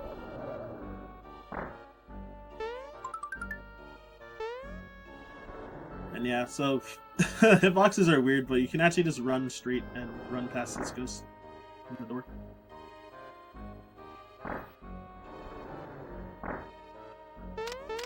Then hit the blocks a certain amount of times to get pearls is the password.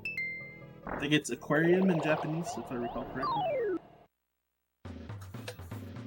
So King Calamari. So I want to get as many firebomb freebies as possible. I'm gonna be using 4 firebombs in this fight, and it's a 25% chance to get a freebie per use, roughly. So I could easily get 0, but I could also like maybe get 3. So we'll see.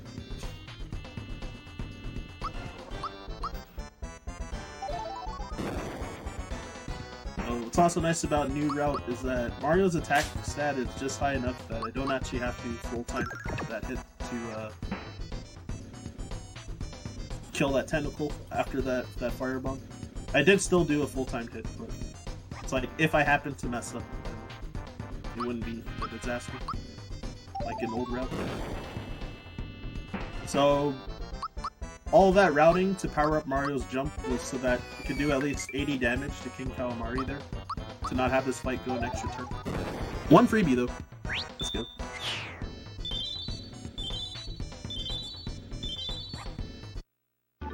That's not bad. I might be at a pretty bad deficit for bomb counts because of if I mess up using Shocker a lot on Yardovich, which I'm just really hit or miss executing that, so I might just like mistime all 5 of them. I might hit all 5. Let's see. It's not random at all, just my execution is like not very good on it. Even though I've practiced it a ton. So I'm gonna save here just in case mistakes happen. You know the drill. Don't want to hit this chest because that's a boss, a mini boss in there.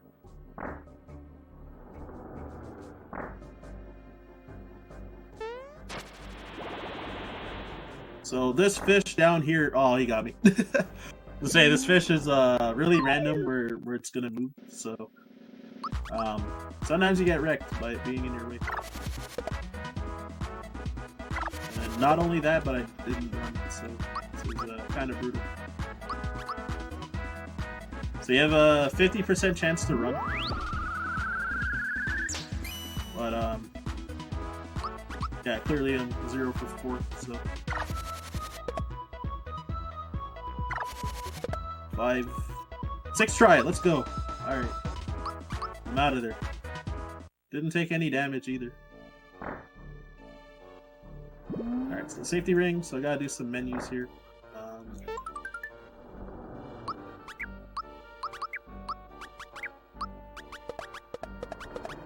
Try and get the swag barrel jump there.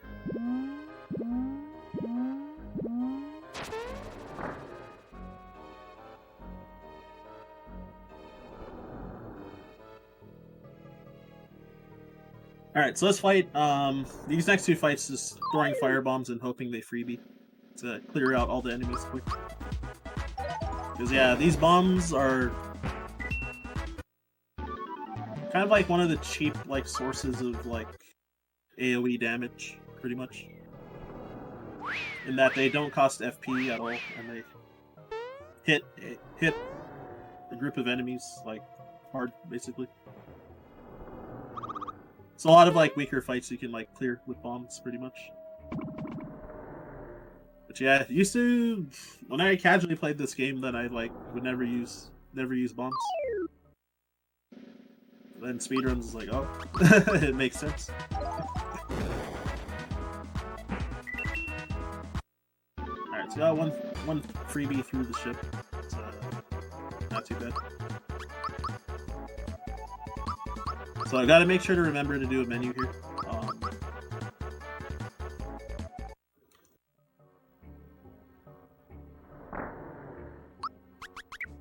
Cool. So it's gonna be the first instance of attempting 100 super jumps. So yeah, when I'm doing the super jumps, you can definitely read donations if you want. I won't be talking during it. The super jumps are it'll take close to 1.5 minutes to do 100 if I get it. So anyways, there you go.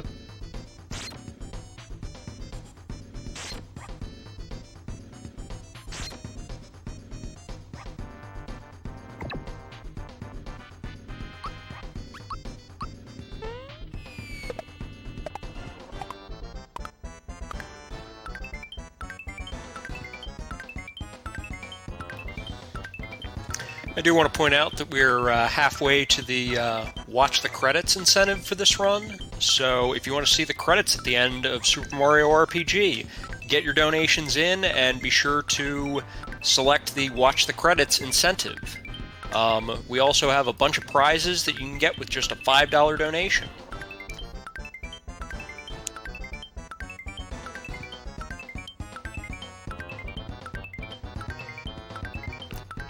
Also, you can follow Nami on Twitter at @NamiCommunicate.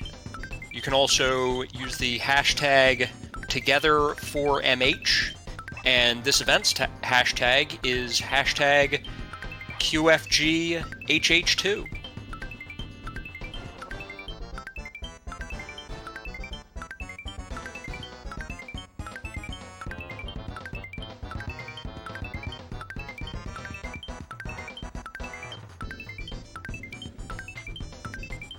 Alright, got 100. Yeah, I lost count, but then, I know if I did 864 damage, then that's enough. Or, that's 100, I mean. Because, the game does cap you at 100 super jumps, so... Yeah, fulfilled the quota of getting it at least once, because, need to get the reward, the super suit reward, for it. And additionally, for doing 30 super jumps, you'll also get the attack scarf. Johnny, I think, has 800 HP. So that's why we do 100 super jumps on him. Oh, 820. Oops. We do 100 because it's like just a few more extra jumps to make it to 100. Whereas if you do it on later boss fights where you would super jump, like most of them you need like a significantly lower number of super jumps to kill them. So it's worth it to do it on Johnny because of that, because it's faster. Because every extra jump that you have to do, that you do on a fight, wastes like 40 frames per jump. So roughly 2 seconds per 3 extra jumps that you do.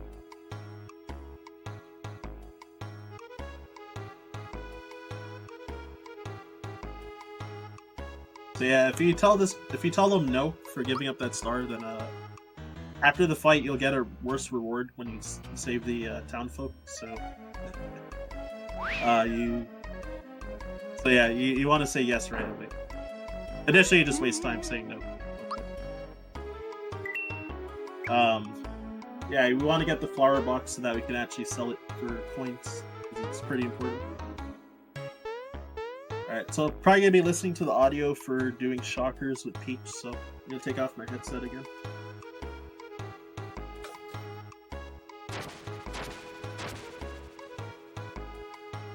But yeah, so yeah, RNG can happen in a lot of ways in this fight. He always opens off with Water Blast, which will hurt my party pretty hard. If he does afterwards, I want him to do Flame Stone because it's the fastest spell he has. Usually he likes to do like double Water Blast.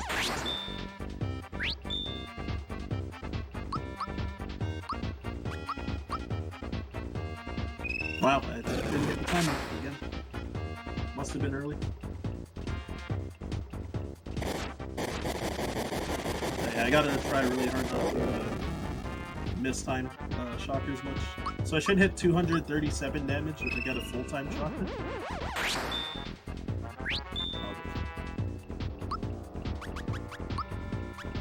And yeah, if it's half time, then it'll be 197, like it was just now. There you go, that's one. Double Water Blast! What a surprise!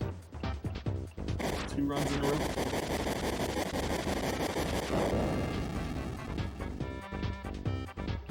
Can be good because you don't have to defend with Mario, but... Let's see.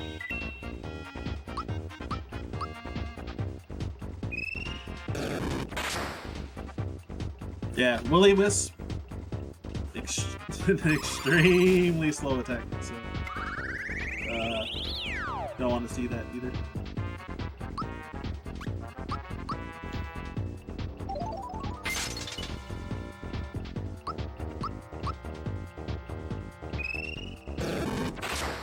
Alright, so he does Mirage Attack here.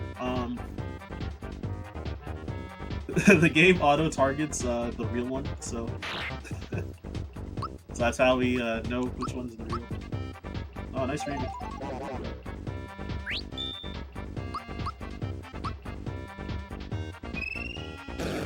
Alright, good enough. Since I threw an Ice Bomb as well. I hit 4 out of 5 shockers. I was early on the first, so I was able to clean it up after. It's not too bad.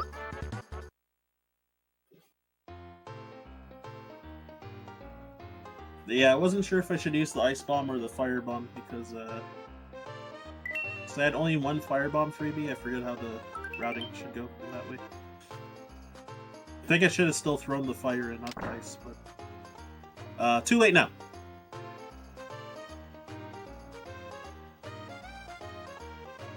Voice is a bit ahead.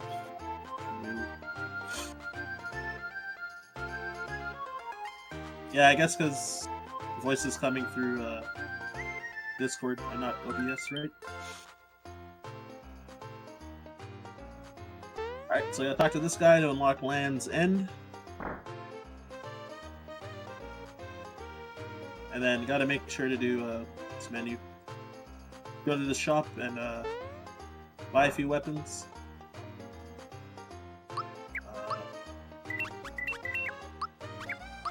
Flip. There you go.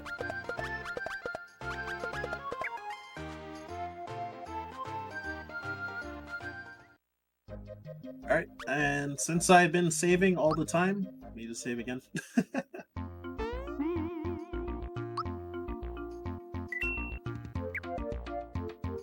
Alright, away we go. So, want to do the fast cannon shot there. Want to get a slow cannon shot here to land on the platform, because to spawn enemies. Ah, shoot. Messed that up. Hopefully I don't pay in full for that one. Alright, we're good. Got out of there. So I'll hit the bottom of the flower and then wait one movement to shoot where I want to go. So you can go fast enough to not have those bees in the way. Who's there?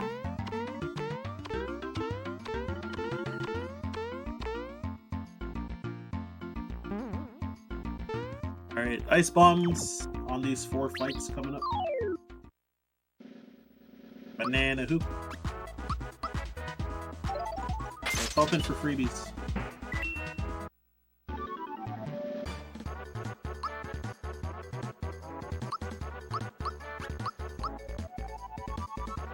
Who's there?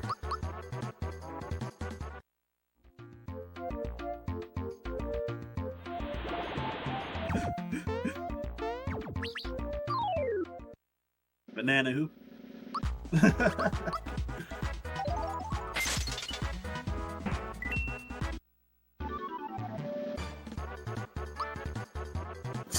They're stuck in a loop. Alright, fine. I see how it is.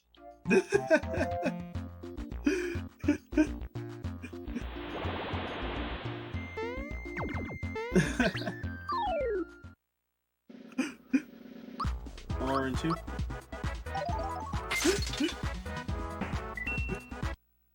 Alright, chat can fill in for me on that one.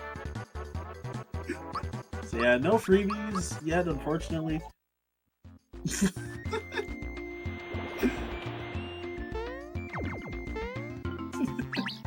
You know, advanced meta on the knock knock joke. I see you, I see you. Alright, 1 freebie. Not bad. Okay, again, with all the safety saves that'll take it. You take this one too, because don't want to mess up my XP too badly with this star. Well, it's a good thing I saved, wasn't it? Ran right past that gecko. So this first star, so we get 2 stars in a row. The first star gives 11 EXP per kill. And then the next one gives 6 EXP per kill. What is happening? Alright, there you go. So I'm gonna go in and out of this room after killing 2 of these enemies, because 2 characters level up too close together, then you get stopped. Alright, that was perfect.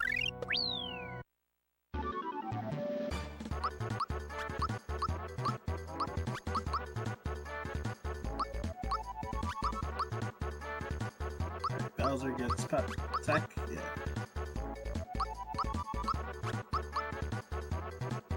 Alright, so gonna be... So yeah, I sold the flower box that I got after beating Yardovich as a reward. After saving the townfolk to sell for 500 coins, since that star costs 400 coins to get. So you can use that second star to get more EXP here. Sometimes a Makura will appear there as well.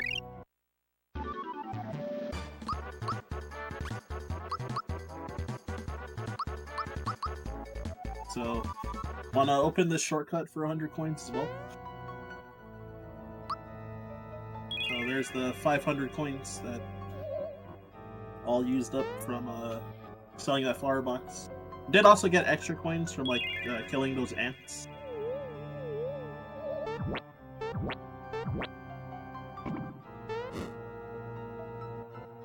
Alright, now we get a great meal, which will either be a Yoshi cookie or a healing mushroom. Yoshi cookie can be a problem sometimes because it changes your inventory. So this is RNG here.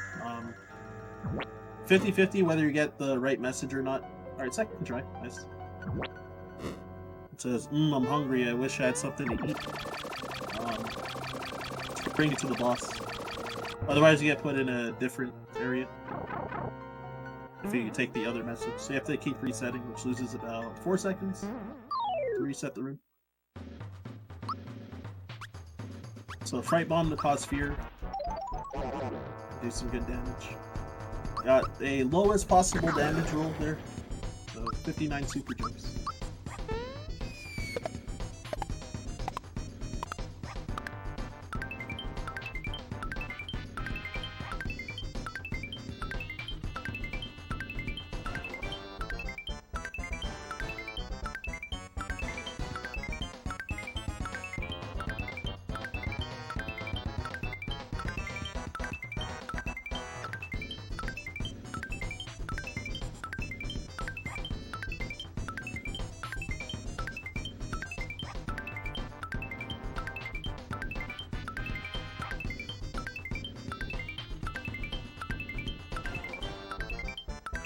Alright, should be good.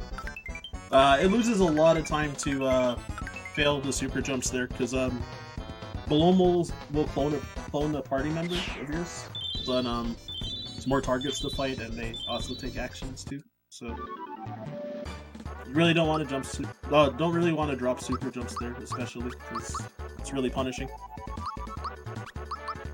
So yeah, if I got like a high damage roll, I could have done like 2 less super jumps there, but since I got the lowest possible one, then I had to waste the 120 frames to do 2 extra jumps.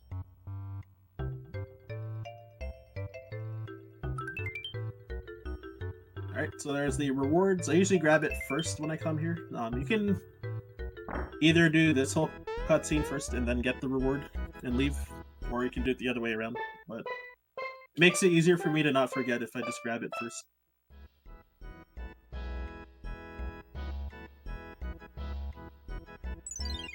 And my pro status. I forget where I am on the leaderboards currently. Like, I don't know, 7th or 8th. Still behind all the other top runs by quite a bit, though.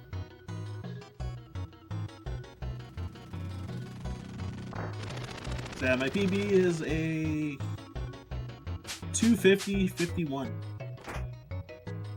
So that's still like close to 5 minutes behind world record.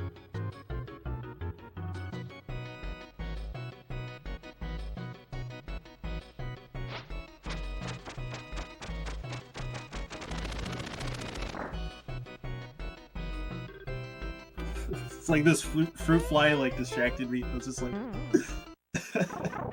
trying to shoot it off camera. Or well, I don't have a camera on, so y'all can't see. They just like swatting at nothing.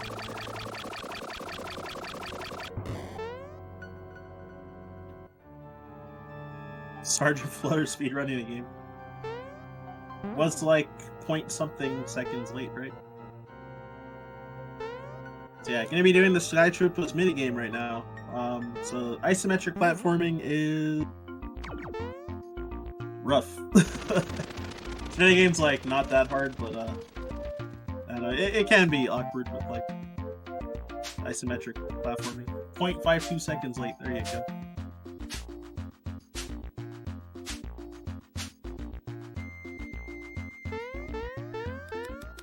Oh, I thought it was 8.52.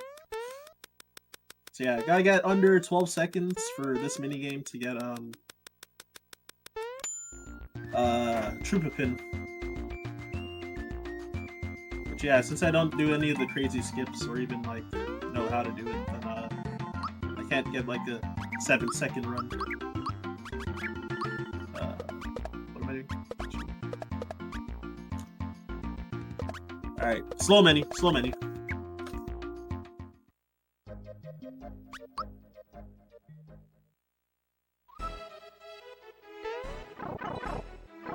Yeah, sometimes I occasionally forget what to equip there, so... I feel like I don't really need to save here, but... I've had some weird disasters already, so... might as well. Doesn't take too much time to save, so why not?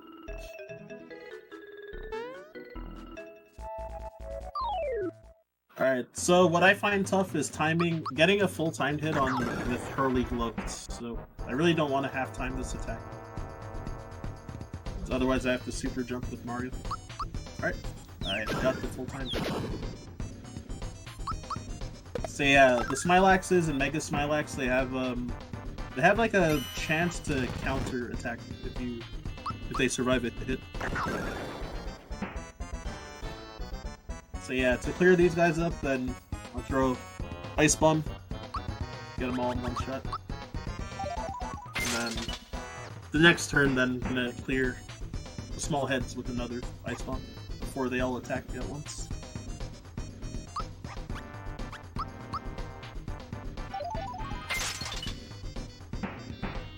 And then yeah, for the rest of the fight, I'm gonna just be attacking. So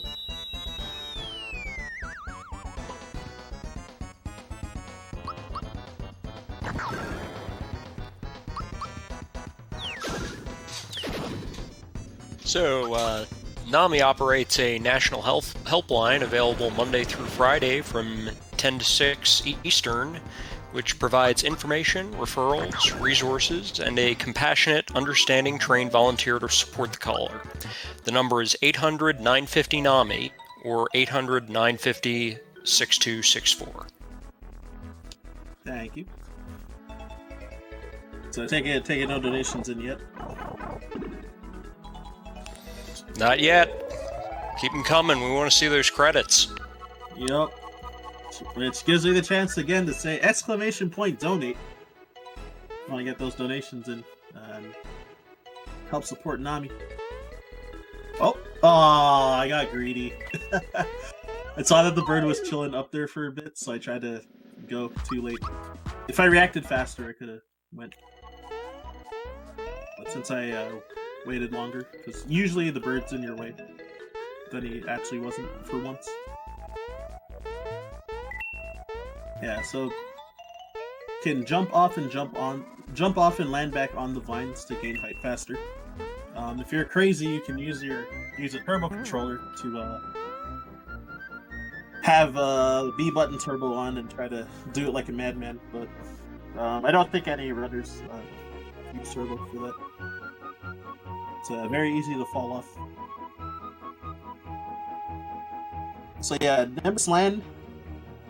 The land of cutscenes, basically. So there's going to be a lot of dialogue going on. So yeah, I'm just kind of looking at notes because I often like mess up the shop menu, so I gotta read it over. Or usually I'm like slow because I miss one thing and then I have to double check and all this stuff.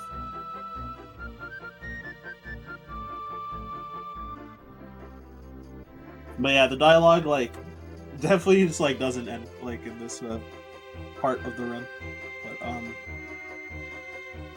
during the next dialogue section, I'm gonna probably get up for a little bit to refill my glass of water because I finished my water like over an hour ago, so want to rehydrate. Which stay hydrated, everyone. So I will be gone for like a minute, and then I'll be back.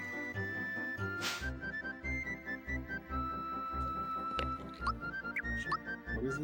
Oh yeah, okay, got it.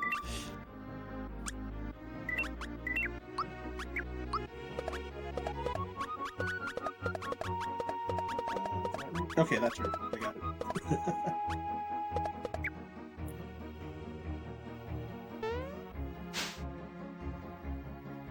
Alright, so I talked to this guy the second time that I'm gonna get up for a bit. This part is pretty long.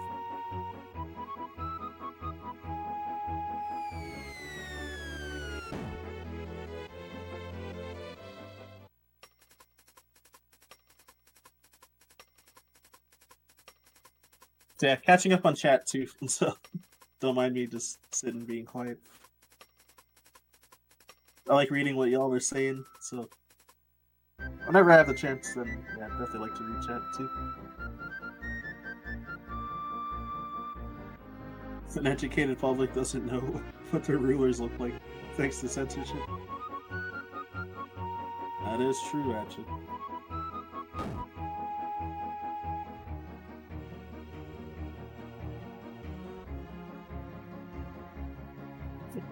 Alright, I'll be back now. I'm gonna grab water.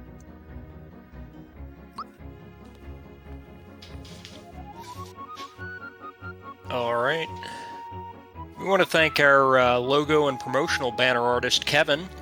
You can find him on Twitter at @KButzCorner. That's KButzKorner. I'll put that in chat in a minute. He has done all of our artwork since the first Questing for Glory in 2017. And we also want to thank our prize donor. We also want to thank our prize donators. So we have lots of good prizes for this event, and you can type !prizes to learn more. And as I said earlier, stay hydrated, folks. I'm back.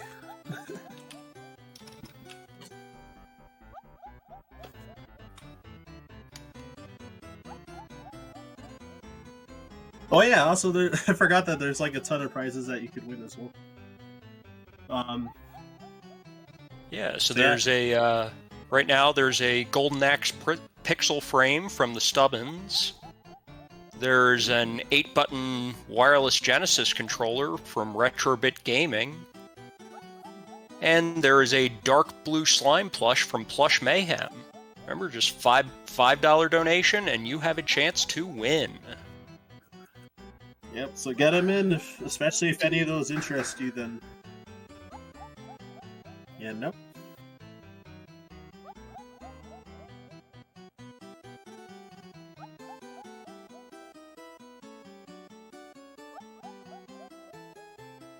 You see, I typed it in chat.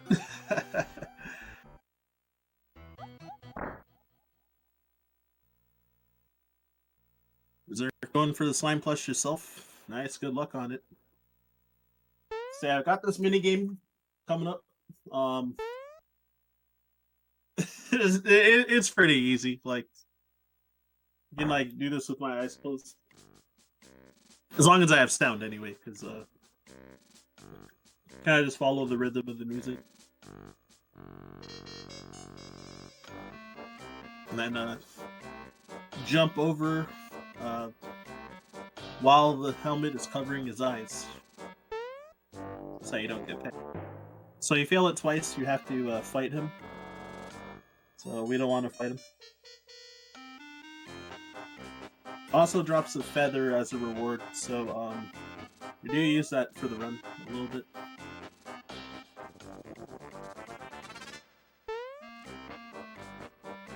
These humans do.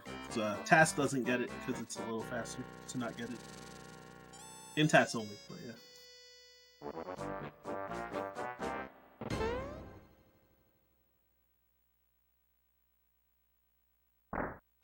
Let him peck me? Nah, I prefer not. Alright, saving again. Alright, so about to get control of Mario after this next piece of dialogue. Then, no, you can skip the feather too. You don't have to. You don't have to actually grab it. We do use it in the run for the speed boost, so it helps for turn order in some fights.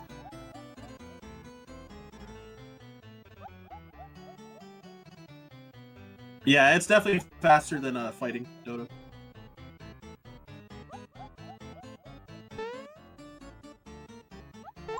Alright, grab the flower there. Gonna get the flower jar from this blue robed fella. Yeah, again, especially since my flower points are so low from having that really bad booster health run. Oh no! Missed the heavy troop to skip this time. Alright, I got away.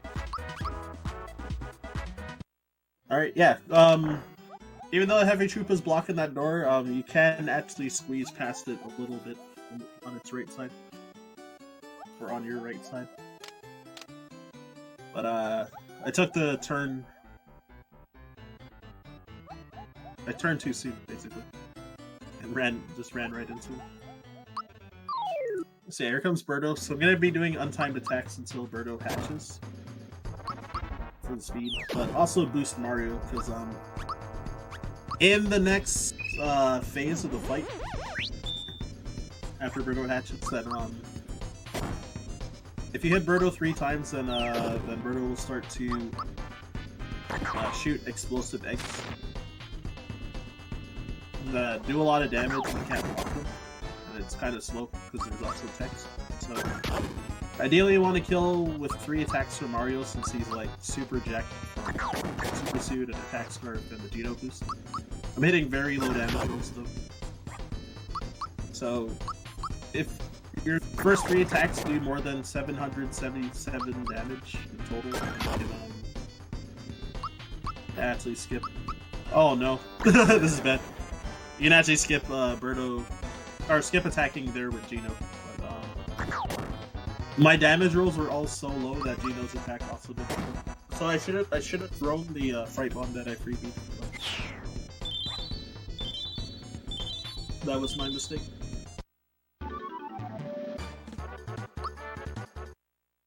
Alright, so I'm gonna try and jump over this fan. Alright, I got it. And skip that forky. It's random when he pulls up the fork. And there's another heavy troop to skip. That one's really easy. Just hold right when you enter the room. And then when you touch that statue, then hold up and right, and you'll run right past him.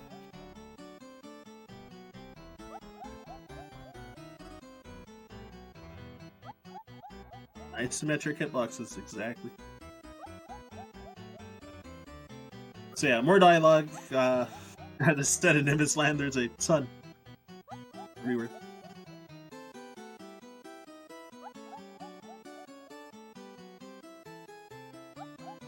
So right after these guys run away, then not only 1 am I gonna save, but 2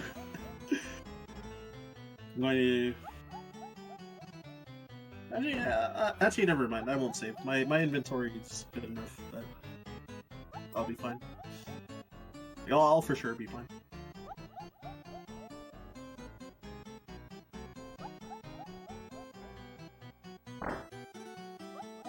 If I had like really bad luck with freebies and stuff, then I would probably take a safety save.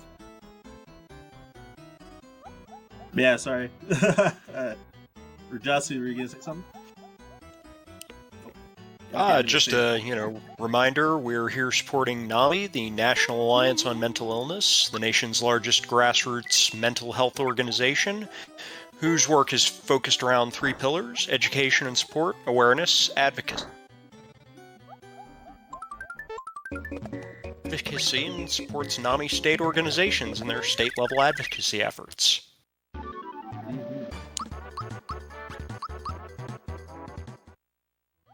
And yeah, all the info's in chat. Right after that exclamation point Nami command right there. And yeah, make sure, yet again, another reminder to get your donations in. And yeah, if you want to win some nice prizes, if you type exclamation point prizes, see what you can get.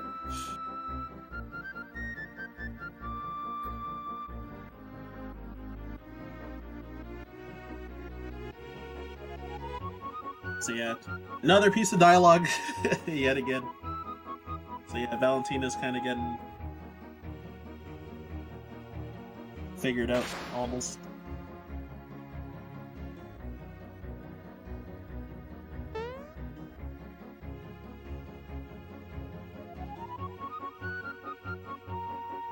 So yeah, she's gonna be, so she'll call Dodo for help, and Dodo always picks the person that's in the middle of your party, so that's why we have Bowser in the middle, because he's tanky, hits hard.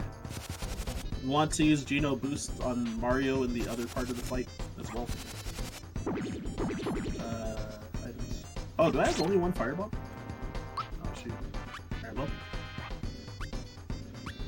I did this wrong, but it's fine. I was supposed to throw the bad mushroom as a back, and then throw that fright bomb later. It's fine, I'll just do the fright bomb and attack this strat. Try not to die too.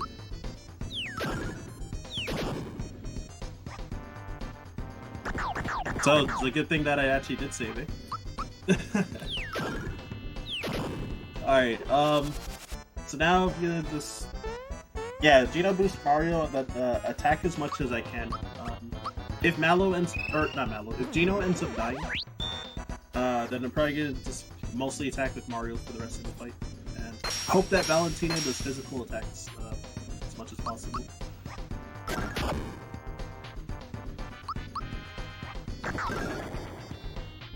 Bowser keeps a doll of his worst enemy. Using the hurley gloves. Alright, I'm getting like overall pretty bad damage rolls. If Bowser and Gino are able to survive this next turn, I would try to go for turn skip.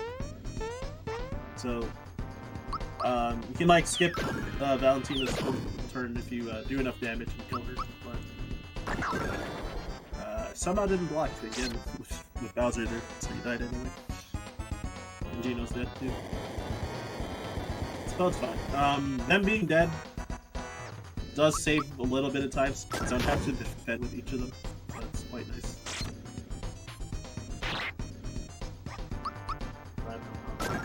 But that ensured that the fight would be 4 turns now.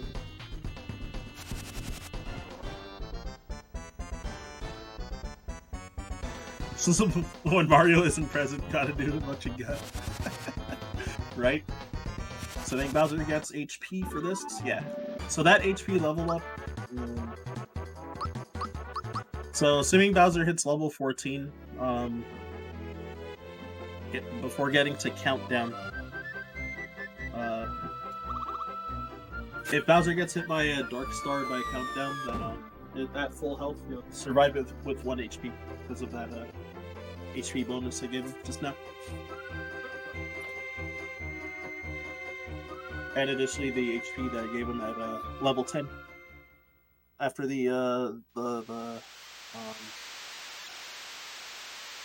Oh, actually, I forget when he hit level 10. Actually, I think it's like right before Johnny when you kill the Bandana Reds with the fireball.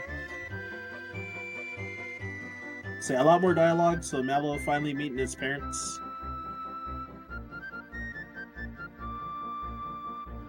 Hence it raining since they're clouds and make it rain when they cry.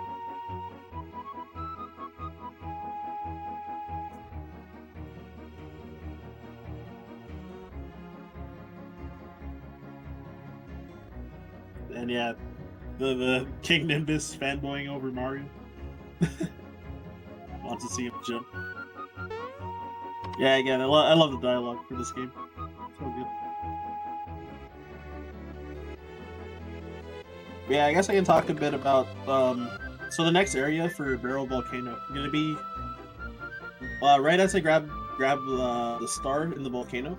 Not the star piece, but like the star to kill enemies with.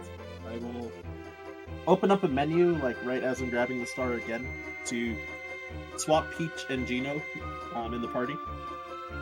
Swap their spots so that when Peach levels up, she'll learn Gino Blast. She's gonna be using a bit at the end of the run as well. So really don't want to mess that up. Additionally, I want to kill 8 enemies since I currently have like a perfect EXP route right now. I want to kill 8 enemies with that star so that Mario will hit level 15 before Tsar Dragon. So I can ideally do that fight optimally.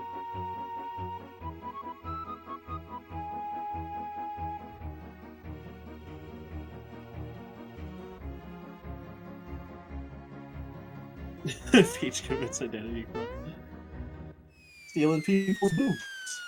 Yeah, her magic attack is like higher than anyone else's, so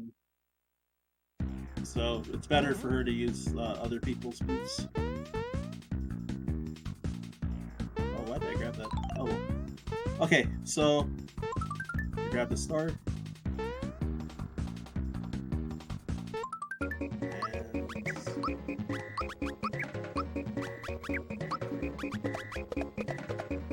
So I want to try and kill 8 enemies, so I try to not trip up on my movement.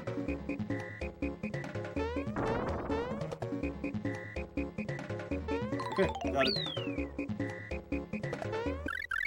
Yeah, if you have too much EXP, sometimes Gino will also level up and he'll learn comeback. So Peach's move that revives one fallen party member. So yeah, sometimes if you have like a bit of extra EXP, that could end up happening too.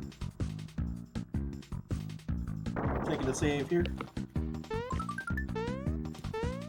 Oh, go ahead.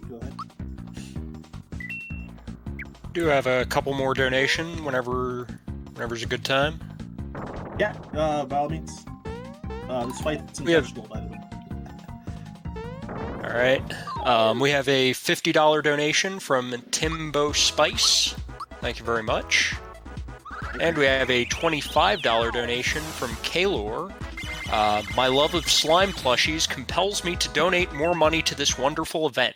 No better time than during Super Mario RPG, one of my childhood favorites. Let's give Nami a group hug that Princess Peach would be proud of. Hey, let's go. Alright, thank you very much for those donations, by the way. Alright, so I did a stump it skip just now before I opened the menu.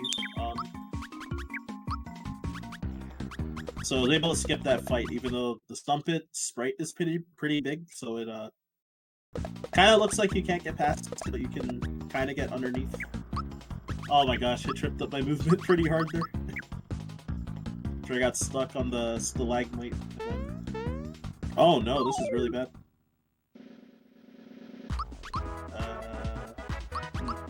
We're targeting Mario at least, so most of those were fine. Oh my lord. the game really is making me pay for every encounter that I've been getting. Giving me like 6 try escapes like multiple times. But it's my fault for getting into encounters. Alright, so I'm gonna make my way to what's his face? Star Dragon now. A little bit of platforming here. And I do have 2 ice bombs left, so I'm just gonna gamble them and hope that at least one of them freebies. We'll see though. Attack. Then I wanted Gino boost. Mario. So I want to boost his defense because this fight can be dangerous if you don't defense up as well. 420 for damage. Alright, so that's pretty bad RNG. If he uses a physical or uses Scream and then summons the Dragon Balls, then it's really slow because 3 of them will attack him as well. So you want to see him use a Flame Wall ideally. Alright, come on, freebie. Hey, nice. Alright, means I have 1 for Imprisonment Rangers if I don't freebie the Rock Candy. I should probably pull up some notes for that fight, because sometimes I forget what to do. Depending on what I have.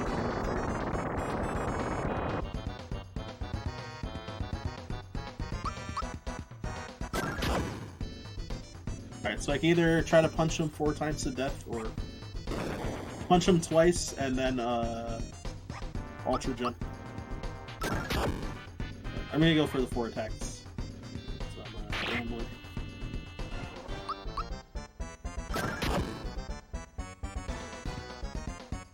Alright, should kill. Sick damage, bruh. Alright. Alright, so equips, gotta do Super Suit on Bowser and unequip his weapon. So, when you have a weapon equipped, weapons usually have a variable damage range that they can give. So their damage output's like random within a certain range. But because Bowser's unarmed attack will do enough in this next fight, then the animation for his unarmed attack compared to the Hurley gloves is faster. So that's why you unequip his weapon, even though he'll be weaker. So yeah, it's kind of like since it'll take the same amount of turns anyway, then the faster animation of his unarmed attack will save some time.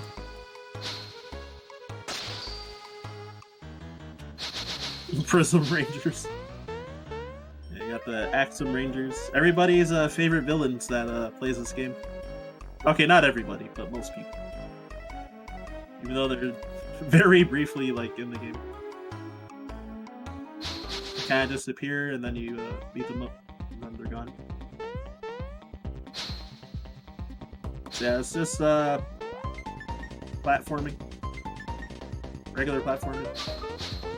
Trying to go fast and not get stuck on walls and stalagmites. We have time for 2 more here? Okay, one moment. So Sure. yeah, so I just wanted to say that optimally, I want this rock candy I'm gonna throw to freebie, but if not, I'll be using the fire and ice bombs for this fight. So and an ultra jump to try and hit everyone at least once. And after that, I think I mostly just attack for the most part. That's pretty much it. But yeah, go ahead and read.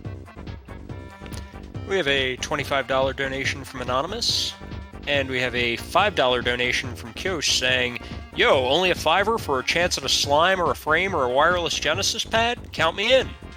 Thank you very much.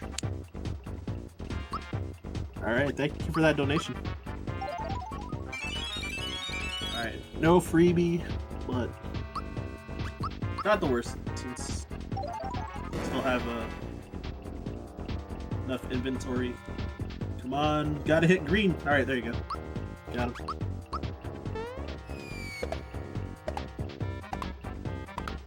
And then yeah, gonna throw an ice bomb with Bowser to take out Red because he's the only one that should still be alive. I think he's gonna use Vigor up, so he won't attack anyone, unfortunately. Because he took out all the other party members. Ah, no freebie. Hit the dank number again.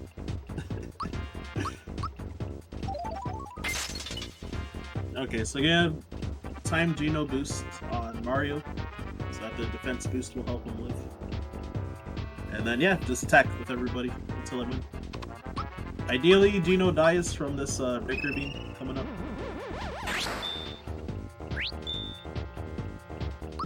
Only Sentai team without a Blue Ranger. Oh.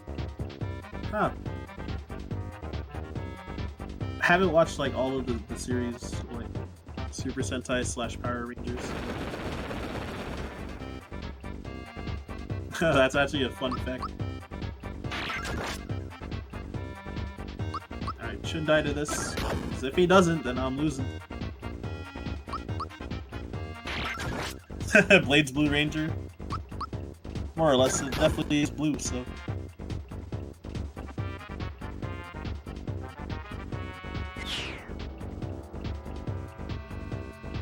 Alright. So yeah, after grabbing this star, about to go back into Nimbus Land, man. You know, it wouldn't be Nimbus Land without dialogue. So, sell out yet again with this exclamation point donate. Real quick. But yeah, make sure you get your donations in. We're getting pretty close to getting to the watch the credits incentive. How far away are we from that, by the way? So we are about we're 151 away from watch the credits. We're about 60% of the way there. 70% rather. All right, thank you. 70%, so getting close. Oh, also there's a camera movement here, so that's why I'm going really far to the bottom right there to move the camera a bit. It's a little faster. So yeah, this dialogue's going to be about because the bridge is still destroyed from when Extor destroyed it at the start of the game for Bowser's Keep, and they're thinking that's like the only place left to go to try and find the 7th star. So they're gonna take the bus from Ibisland. So there is an RNG manipulation that I'm gonna be doing for Bowser's Keep second visit. I didn't learn the English version manip for to do it in Nimbus Land, so I'm gonna do it in Mario's pad, which is 16 seconds slower, but it's like significant. It's like really easy to do.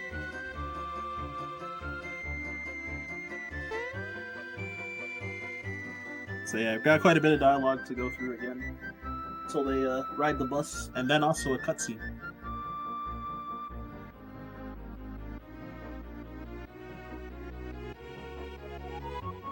Yes, get the credits hype.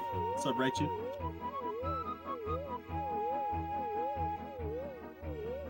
Oh, I definitely should have given like a sensitivity warning for when Blade was exploding. But yeah, definitely got to take note of that for next time. But thanks for pointing that out, Shiner, by the way.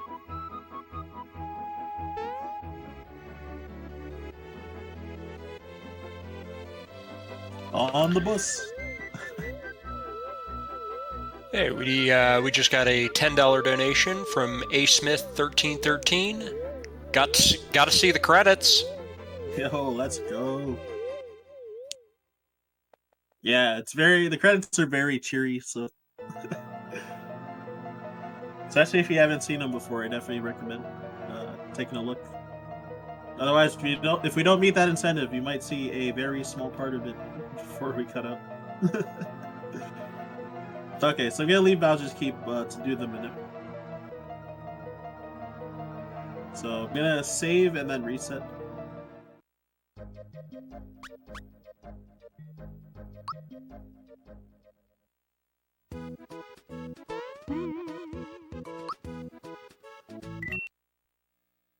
And then, so I'm gonna hold down to reach the wall, and then hold down and right, and that should set up the minute.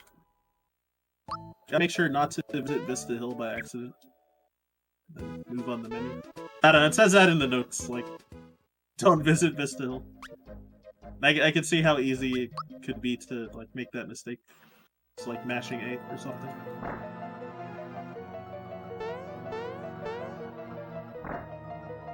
Alright, so evading enemies. Even avoiding that jerk Goomba that jumps. So gotta make sure to say no here, otherwise you get a very long explanation about the doors. I want door 1, 2, 4, and 5. So quiz first.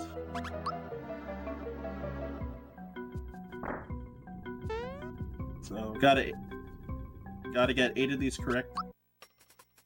What do you see first? I actually don't remember. Sparky, shoot. Alright, might lose. Might lose this, we'll see. Alright, yeah, I lost this. I forgot the answers. That's so funny. Maybe I should have practiced this a little bit. So I'm just gonna be leaving the turbo on to mash until I lose, because I got 2 answers wrong, so... If I got one wrong as like the first question, then I could have won with 2 mistakes, but if you get 2 wrong like midway through, then you're guaranteed loss. So I forgot some of the questions from the English version, because I've been playing Japanese mostly.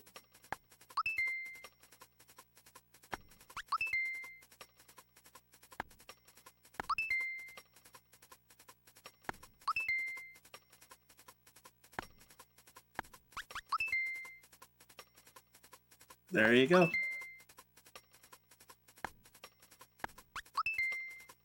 Yeah, it's the two that I got wrong that I was unsure the answers. It's been a while. It happens though. Alright, so that's 13 barrels.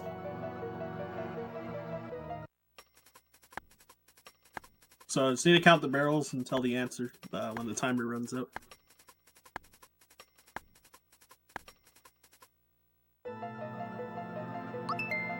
And this is 46.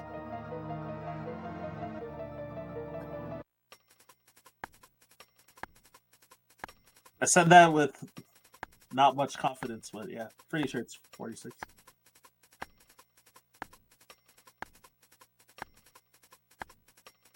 Counting is hard. I mess up super jumping a lot by miscounting all the time. My PB in my last 3 splits, I messed up super jumps. like 2 or 3 different parts from miscounting. Alright, Goomba's 3rd place. Dry Bones in 1st. Alright. So the order is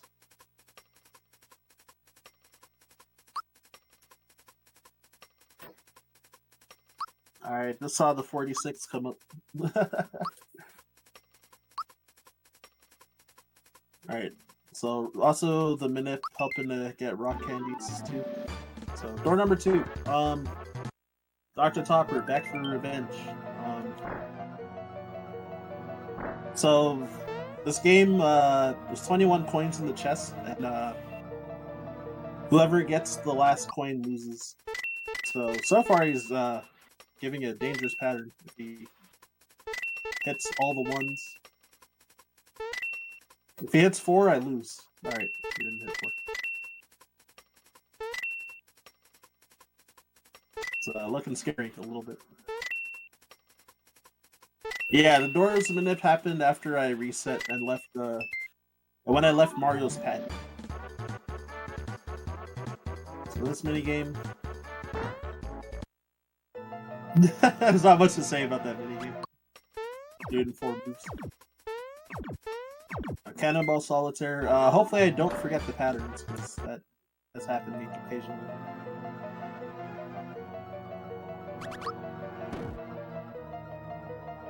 It should be fun. Yeah. I remembered it.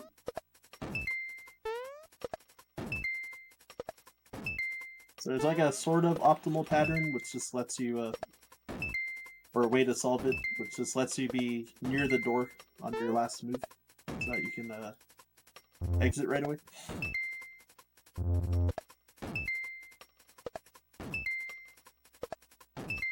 Rock candy. So the reason that you can have a chance to lose that 21 game is that Dr. Topper hits the chest really slow, so you want to maximize the amount of times that you hit the chest. So you usually want to go for 4 on your turns. So then usually you want to end your turn on a you want to do 4 usually, but you also want to end on multiples of 5. So once you've hit 10, and then once you've hit 15. Oh, donkey skip. That was the sloppiest donkey skip I've ever done in my life. I'm actually proud of myself for fixing that. Alright, so this one... What am I doing here? So yeah, another action minigame. So you manipulated the doors to avoid the battle boards, because since you have to go into a bunch of fights, then it's really slow to do the battle boards, basically. So that's what the manip is for.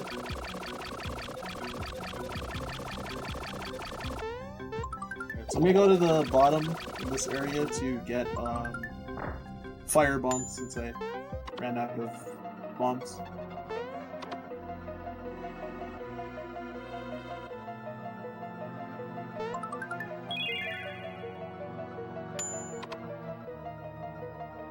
Normal 21's last coin wins, so... I see. Hold on, in case I make a mistake, I'm gonna grab that royal syrup. Oh my god. Whoops. Yeah, in case I make a mistake on the final boss, a royal syrup might come in handy. Ah, I keep falling. So yeah, going out of your way to grab that firebomb normally loses about 8 seconds, but obviously I'm losing more because I keep like making mistakes from trying to get it. Because with the firebombs, I'll be able to try and do a gamble on Smithy, which could save a lot of time if getting the gamble.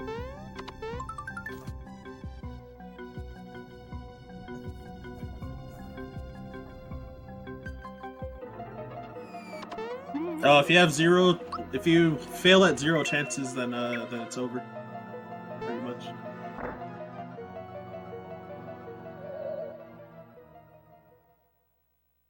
Alright, where are you?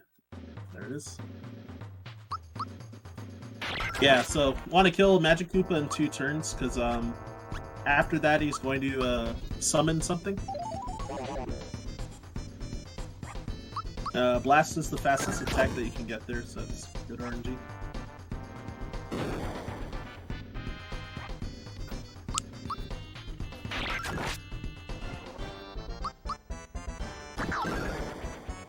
Alright, and yeah, now that I cleaned up that fight, it's good that he didn't summon something, because it wastes a lot of time between the 3 different enemies that he could summon. After this dialogue, I gotta remember to do a menu. So, first I'm gonna open and close my items menu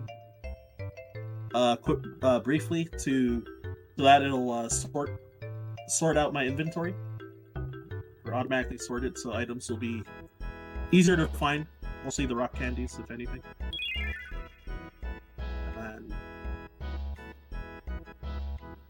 yeah, giving Mario back the super suit because I want to do 49 super jumps on the next boss coming up. 47 super jumps, sorry, on the next boss coming up. So ideally, oh, I heard something. Hey, just let me know when might be a good time to read off a few donations. Okay, about like 10 seconds. So yeah, the reason that I equipped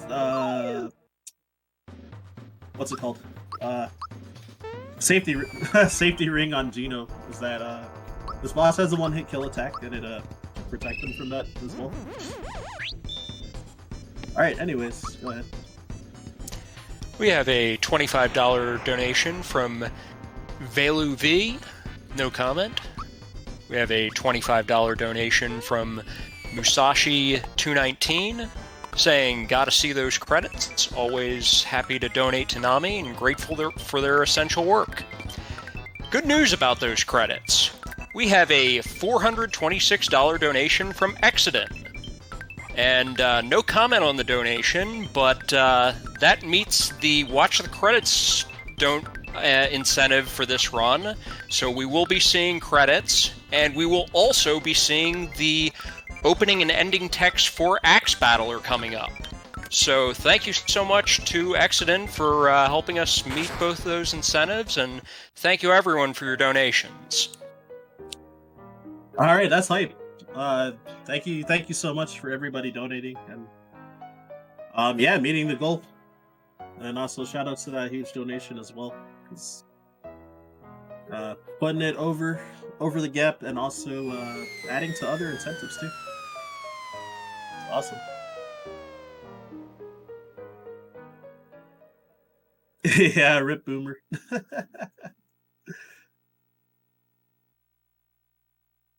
Kind of had a sad fate there. So yeah, this next fight is pretty cheese, which you'll see what I'll do.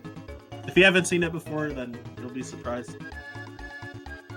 And if you know about it, then if you know about it, then you know what I'm gonna do. It's the same casually as you would do it in the speedrun, pretty much.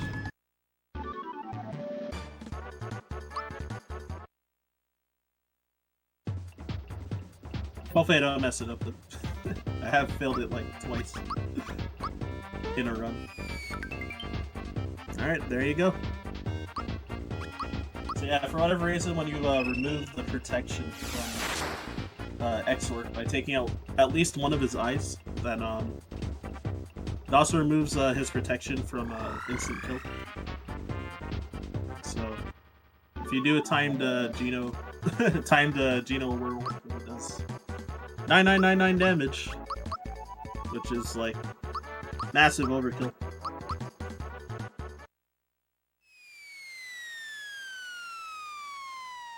And yeah, with that, yeah, we get put into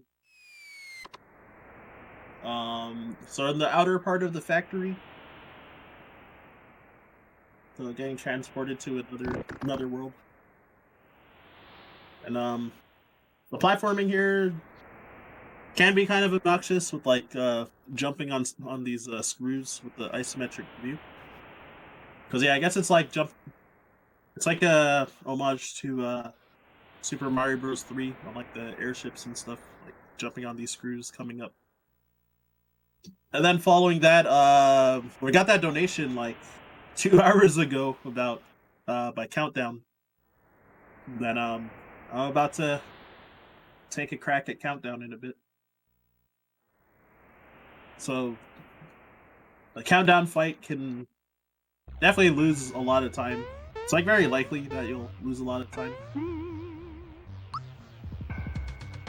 Yeah, I don't know if it's like expected for you to get like bad RNG more often than not, but it just seems like it almost always happens. So there's a ton of factors. Like first off, the amount of like ultra jumps you have to do on Countdown. All right, falling was not part of the plan, but making that jump is actually like kind of difficult. All right, here he is. Giant clock right here. So yeah, first I'm gonna try to hit Countdown and his 2 dinglings at least once with this first ultra jump to get some damage. And a Geno boost Mario. I'm gonna boost Mario's defense just for safety. It's kind of optional because if Mario gets hit by 2 Dark Stars, he would die without the defense up boost. Then Bowser want to try to keep alive as long as possible with the rock candies. Nice freebie. Nice physical. Alright, this is good so far. So hopefully he doesn't ice rock on Bowser particularly. Okay, crystals. That's ideal. Crystals are faster attack too, and it won't kill anyone. So had to hit all the targets once again with Ultra Jump, and then throw rock candies with these 2 guys. Hope for freebies, but the dinglings will die, and they're like probably like the most dangerous part of the fight because they have a ton of different attacks they can use. Between like Dark Star being like strongest single target spell. Yeah, they can cause statuses on like Bowser. Like the Spore Chimes and stuff like that. There's a ton. So yeah, that was actually like fairly good RNG. Alright, so getting close to the home stretch. Gonna try and... Alright, nice, I got the jump. It saves like 4 seconds to jump and skip. What? Jump and skip those skip waiting for the platform to move. And there I had a wrong warp when I fell off, which was set up back in Bowser's Keep. And I got the 3-frame jump to get over machine-made Boyer there. Because when it's going on the conveyor belt, it's like kind of when it drops down and lands, its hitbox like shrinks enough that you can like jump over it barely. Alright, so here comes 37 super jumps.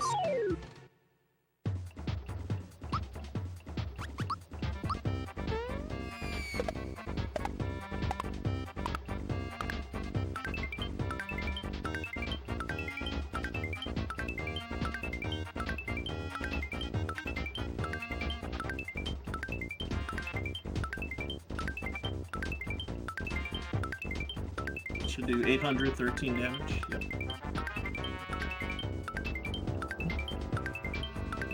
So hoping for a rock candy drop as well. Oh, I got a rock candy drop. All the luck.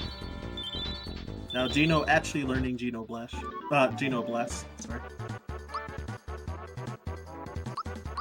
So yeah, I have a lot of I have a couple extra rock candies now. So I didn't use one in that fight. Just could have saved a small amount of time. And yeah, I had one freebie versus Countdown and had the drop just now. So hopefully I don't mistime Bowser's Hurly Glove attacks, because I'm going to be trying to kill the guy on the right, Domino. So that we can fight Earthlink, because Earthlink has lower magic defense, and uses pretty much just physical attacks. So, a lot of moves that you can block. And because his magic defense is lower, be able to do 64 super jumps with Mario to kill him. Hopefully I don't mess it up. This fight is like sort of laggy, so it does make it a little awkward, and a lot of like eye strain because of like the electricity and like the snake like moving or like kind of shaking and stuff. So poison you can't block. So Mario will actually die to 2 of those.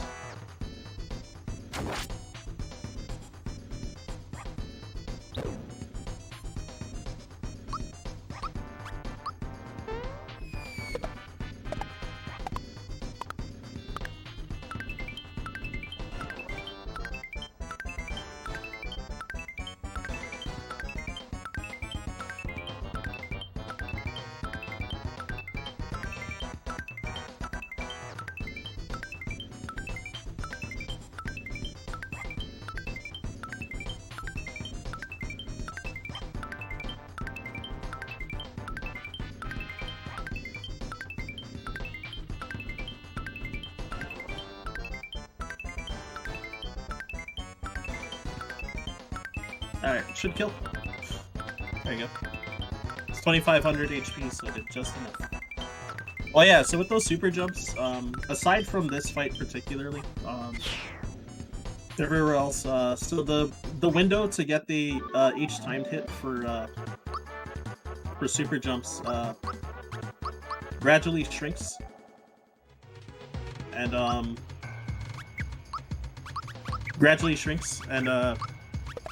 from jumps number 14 through 100, it's a 3-frame window to get the timing each time. So it is kind of tough, but it's like hard for like new people or people that are interested in running this game. But it definitely just takes practice. So there's a pink Geno for you. Oh, and that last menu beforehand, instead of immediately swapping Troop Within from Bowser onto Peach, I equipped Amulet onto Peach because Bowser having the EXP booster, he might end up leveling up at a different time than Mallow, and having 2 characters level up at different times takes longer than if they level up at the same time. Because of you don't have to watch the screen like fade in and fade out from each time.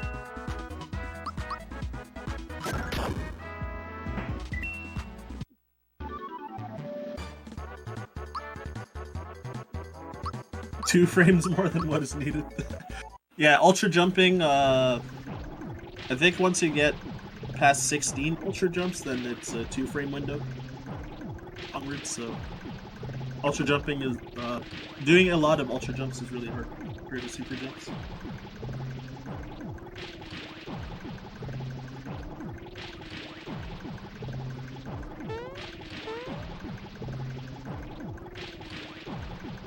Alright, so Best Toad didn't give a rock candy to after all this dialogue.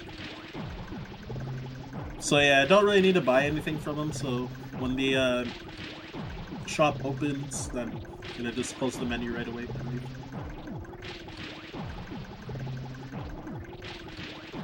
So yeah, it's kind of like just to prepare yourself for the end game and like have a shop. So, but yeah, I don't I have everything I need at this point. to try and close out the run.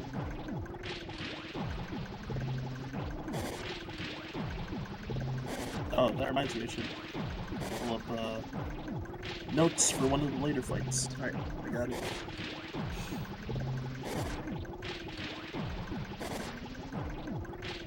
This time Toad must have brought his bazooka. Yep. I got all the way into the factory through all these monsters. All those items to sell. So yeah, there's a chance that this blue shovel knight could do a counterattack whenever you hit him. He didn't at all, so it saves a bit of time.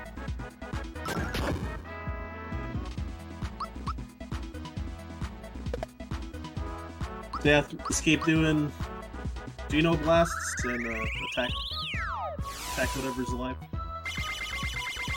But after Bowser's haiku, then I gotta do another menu. What do I do? Oh, I'm gonna give Mario back the super suit because I'm gonna be doing super jumps in the next fight.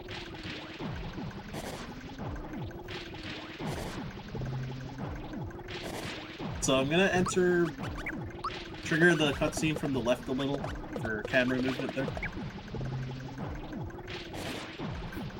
Save a little bit of time. Hey, thanks for the compliment. Alright, maybe quiet though for these super jumps.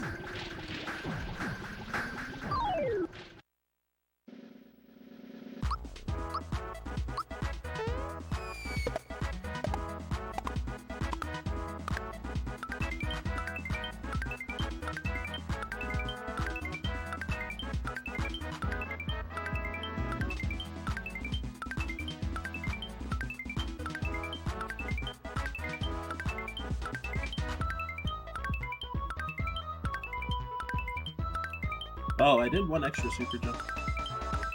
It's not a big deal though, at all. Freebie! Aw. Maybe I'm too greedy. So, just giving HP, since not using Bowser for the rest of the run. So yeah, them both leveling up at the same time there. Same time for Bowser to not have the EXP booster, because then you would have leveled up like one fight prior, probably. Alright, so next boss coming up, Gunyulk. So entering, again, I moved left a little, this camera.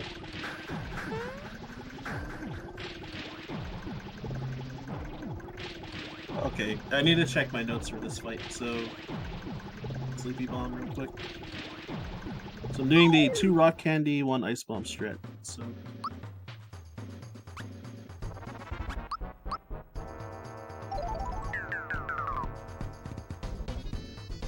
Or if I freebie this Ice Bomb, then I can do the 2 Ice strat.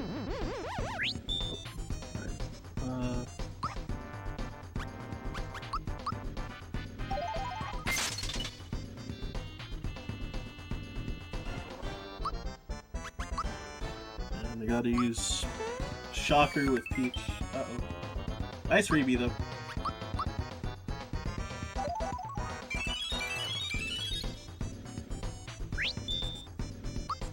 Chief. And then throw another rush. That should be the end. So yeah, I saw the question. I'm assuming that the route without super jumps is a lot easier because yeah, on the community wiki there is or speedrun wiki there is a beginner and an intermediate route for if you can't do 100 super jumps. So there are of course slower routes. There are slower routes, but they're yeah, like I think the I don't know what times you can get with the not 100 super jumps route. I think it's like a half hour slower, or maybe 40 minutes slower, somewhere in that range. I'm not sure what like the best person who has the best time like with the alternate routing. Because yeah, there are some people that can't do 100 super jumps, so yeah, there's like a whole fleshed out route which does use like death abuse to farm EXP quickly and like various other stuff. No, I'm not too familiar with it because I just learned I learned the optimal routes since I like even when I played the game casually, I was able to do 100 super jumps. So not like as consistently as I can now, but I was able to do them. So yeah, for myself, it was like, yeah, I just jumped right into the optimal routes.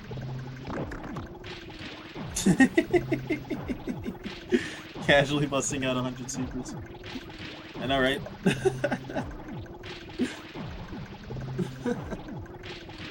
I think I actually have 2 rock candies, so I can try out this 2 rock candy shit this time.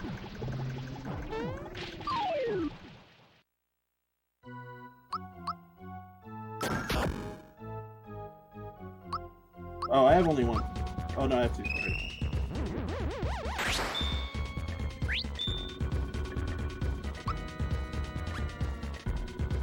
Alright, so I actually didn't see Mario's damage roll because I was reading reading the notes, so I'm gonna go for 61 super jumps here.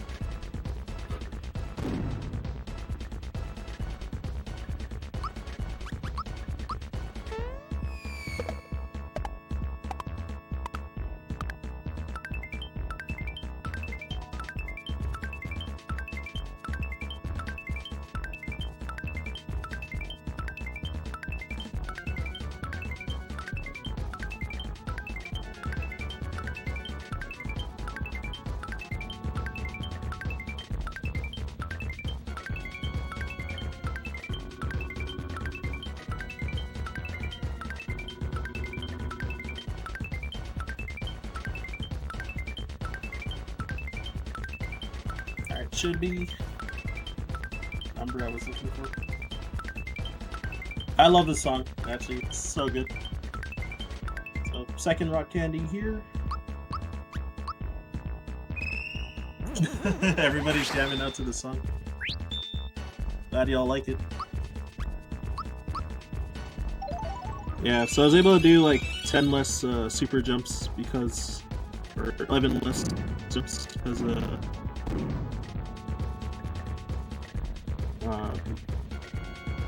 of having that second rock candy to use.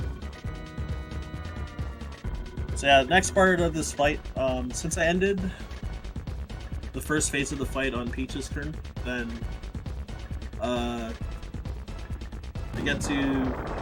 you get 1 free turn before Smithy transforms and starts attacking with his tank head. So you get a free like 900-ish damage for the first turn before he does anything. So he has 8,000 HP, so this fight's going to take quite a while.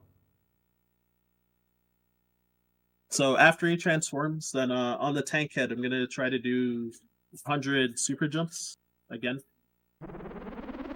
Yeah, so timing for super jumps gets down to the 3-frame window is you have to press the button 40 to 42 after the previous jump. So at least it's a consistent rhythm, if anything. So here I go.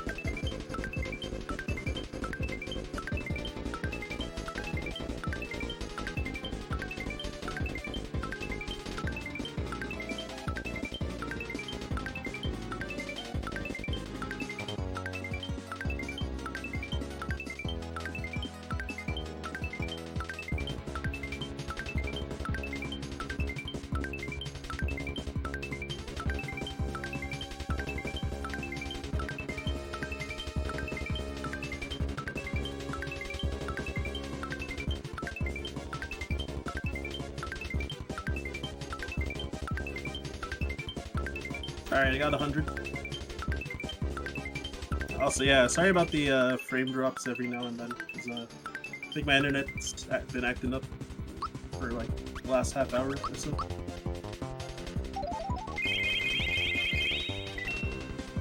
Alright, hopefully I got that shocker timing. No, I mistimed it. I couldn't hear the TV, so that's how it is.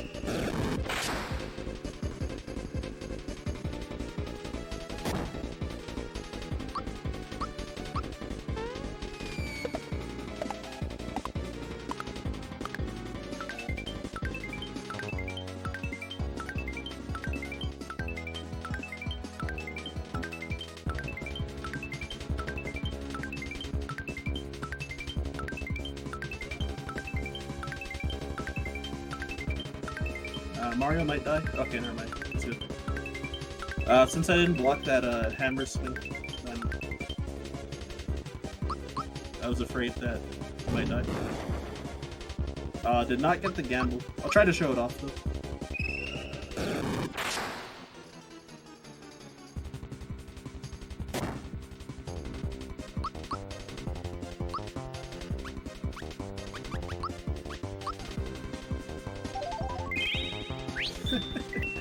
Well, that's pretty lucky. Alright, it changed. Alright, Super Flame.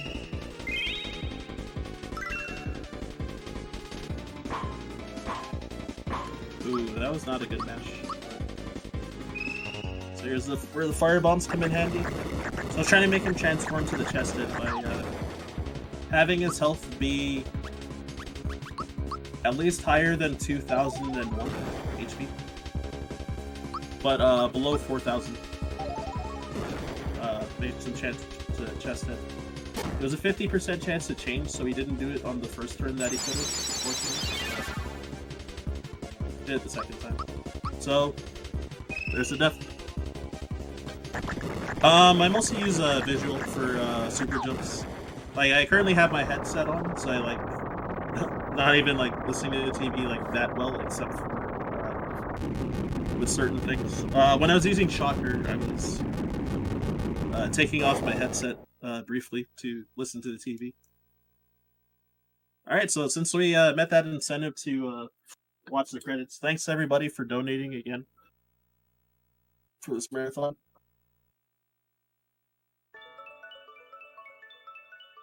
Yeah, I guess you can call time at the end of the credits instead of final text box since we met the donation incentive. But whichever. Got 40-something super jumps as a kid. That's really yeah, usually people, their big roadblock is about 13 or 14. Or the range of like 13 to 16. Like pretty common. Because of, again, as I said, how it becomes a 3-frame window from like jumps number 14 all the way to 100. So that's what, like 1/20th of a second per press for the window. So it's like a very small amount of time. Usually if you're dropping it early, messing it up early, you're probably pressing the button too early. So that's the bit of advice I can give. No, it's hard. It just takes practice and also like making sure that you have a consistent rhythm.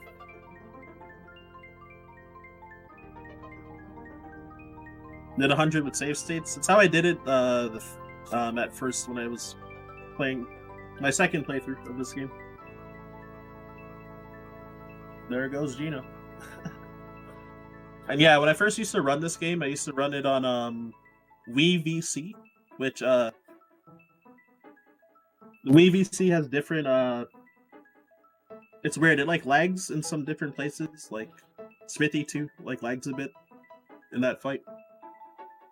And additionally, Wii VC has like 1 extra frame of input delay compared to playing on an actual Super Nintendo. But yeah, I switched to Super Nintendo like late 2018 for running this game.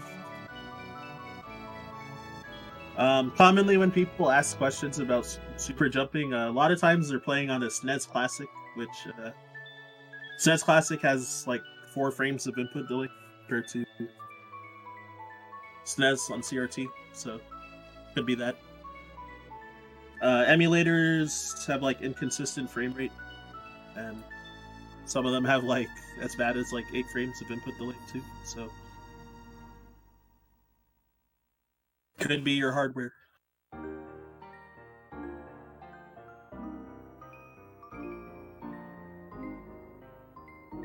Anyways, I'll pretty much just be sitting around. Y'all can enjoy the music and stuff too.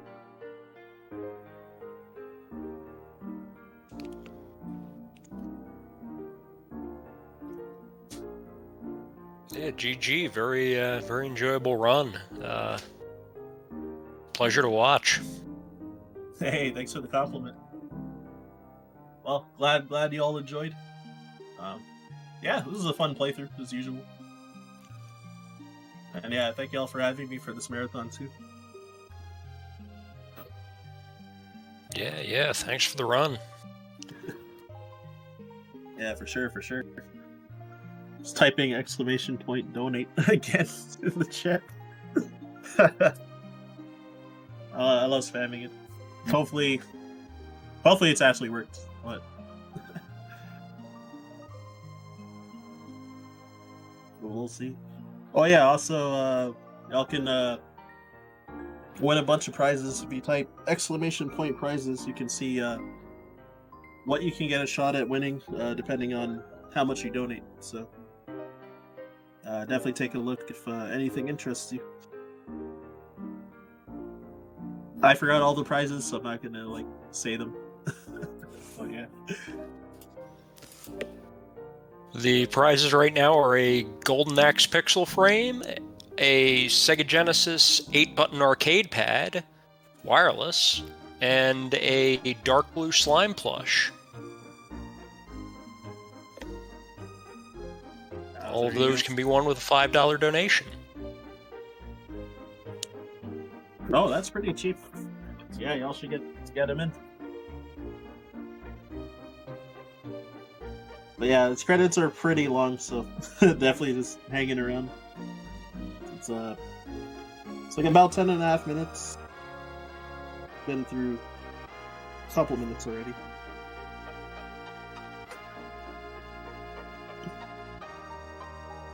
Yeah, and I was checking a bunch of missed messages on my phone and looking at chat when I can.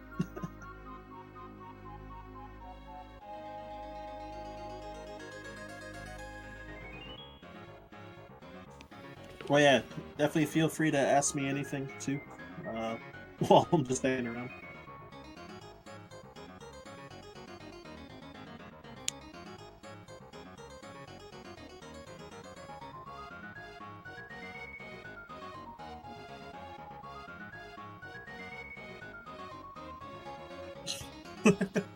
I can't answer that. When do we have Mario RPG 2? I wish there was a sequel.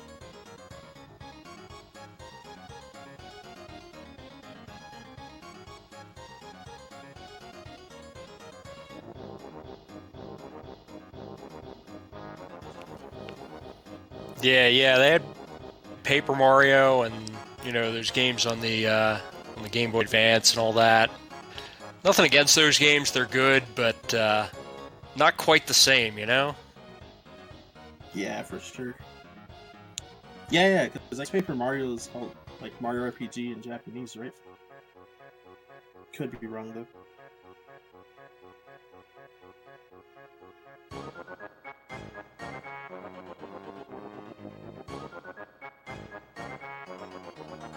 And then yeah, Mario Luigi Superstar Saga. If you've never played that game, I definitely recommend it for Game Boy Advance.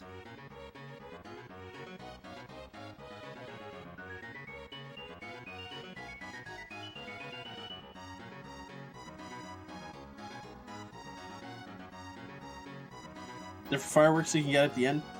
Well, I forgot a lot of them actually. I wish Just Incredible was in chat so I could tell you exactly which ones.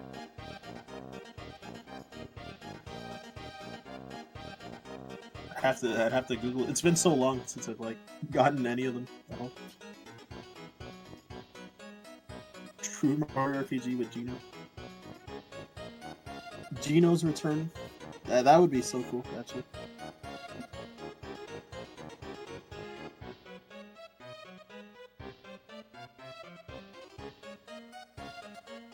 Also, Rita Starshade, that's a familiar name. What's up, what's up?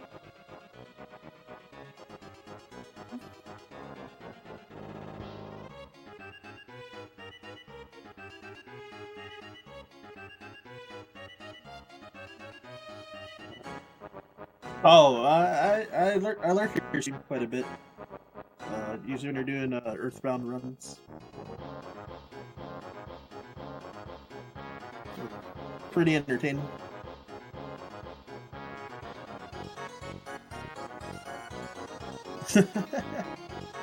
Yeah, also just like the really long-a-thon events and stuff. Usually see you in the Discord as well.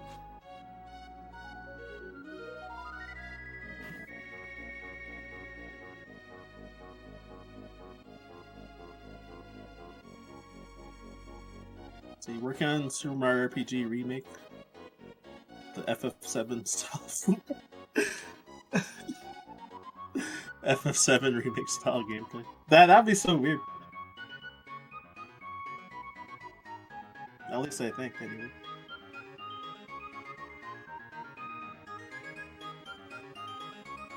I like the night to day transitions and stuff in the credits here.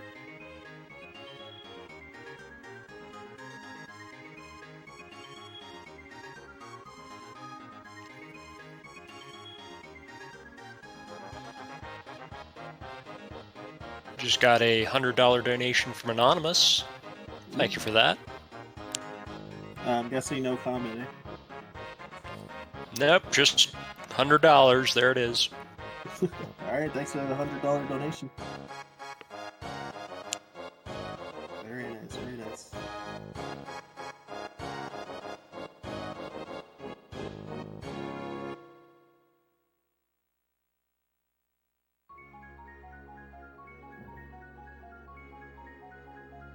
And yeah, I'll definitely be lurking in the chat after my run's done, but yeah, check out the Dragon Warrior randomizer coming up next.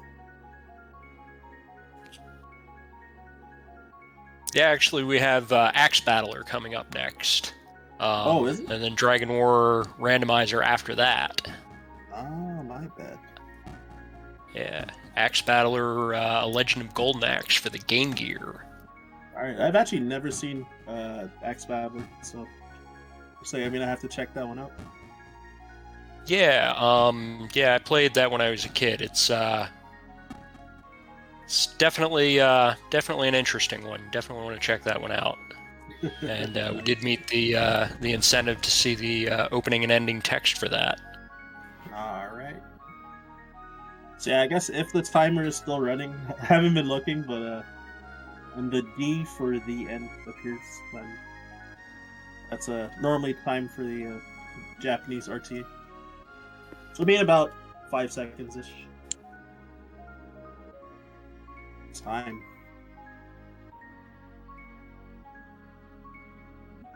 And yeah, we're kind of just stuck on the screen at the end now. You can't actually like go back to the main menu without resetting or anything.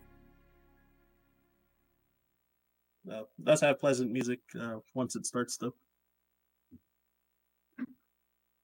All right, with that, yeah, hope you all enjoyed the run. I've been Ryan Ford, and yeah, it's fun just hanging out for like 3 hours or so. Yeah, it was a great run. Thanks a lot, GG.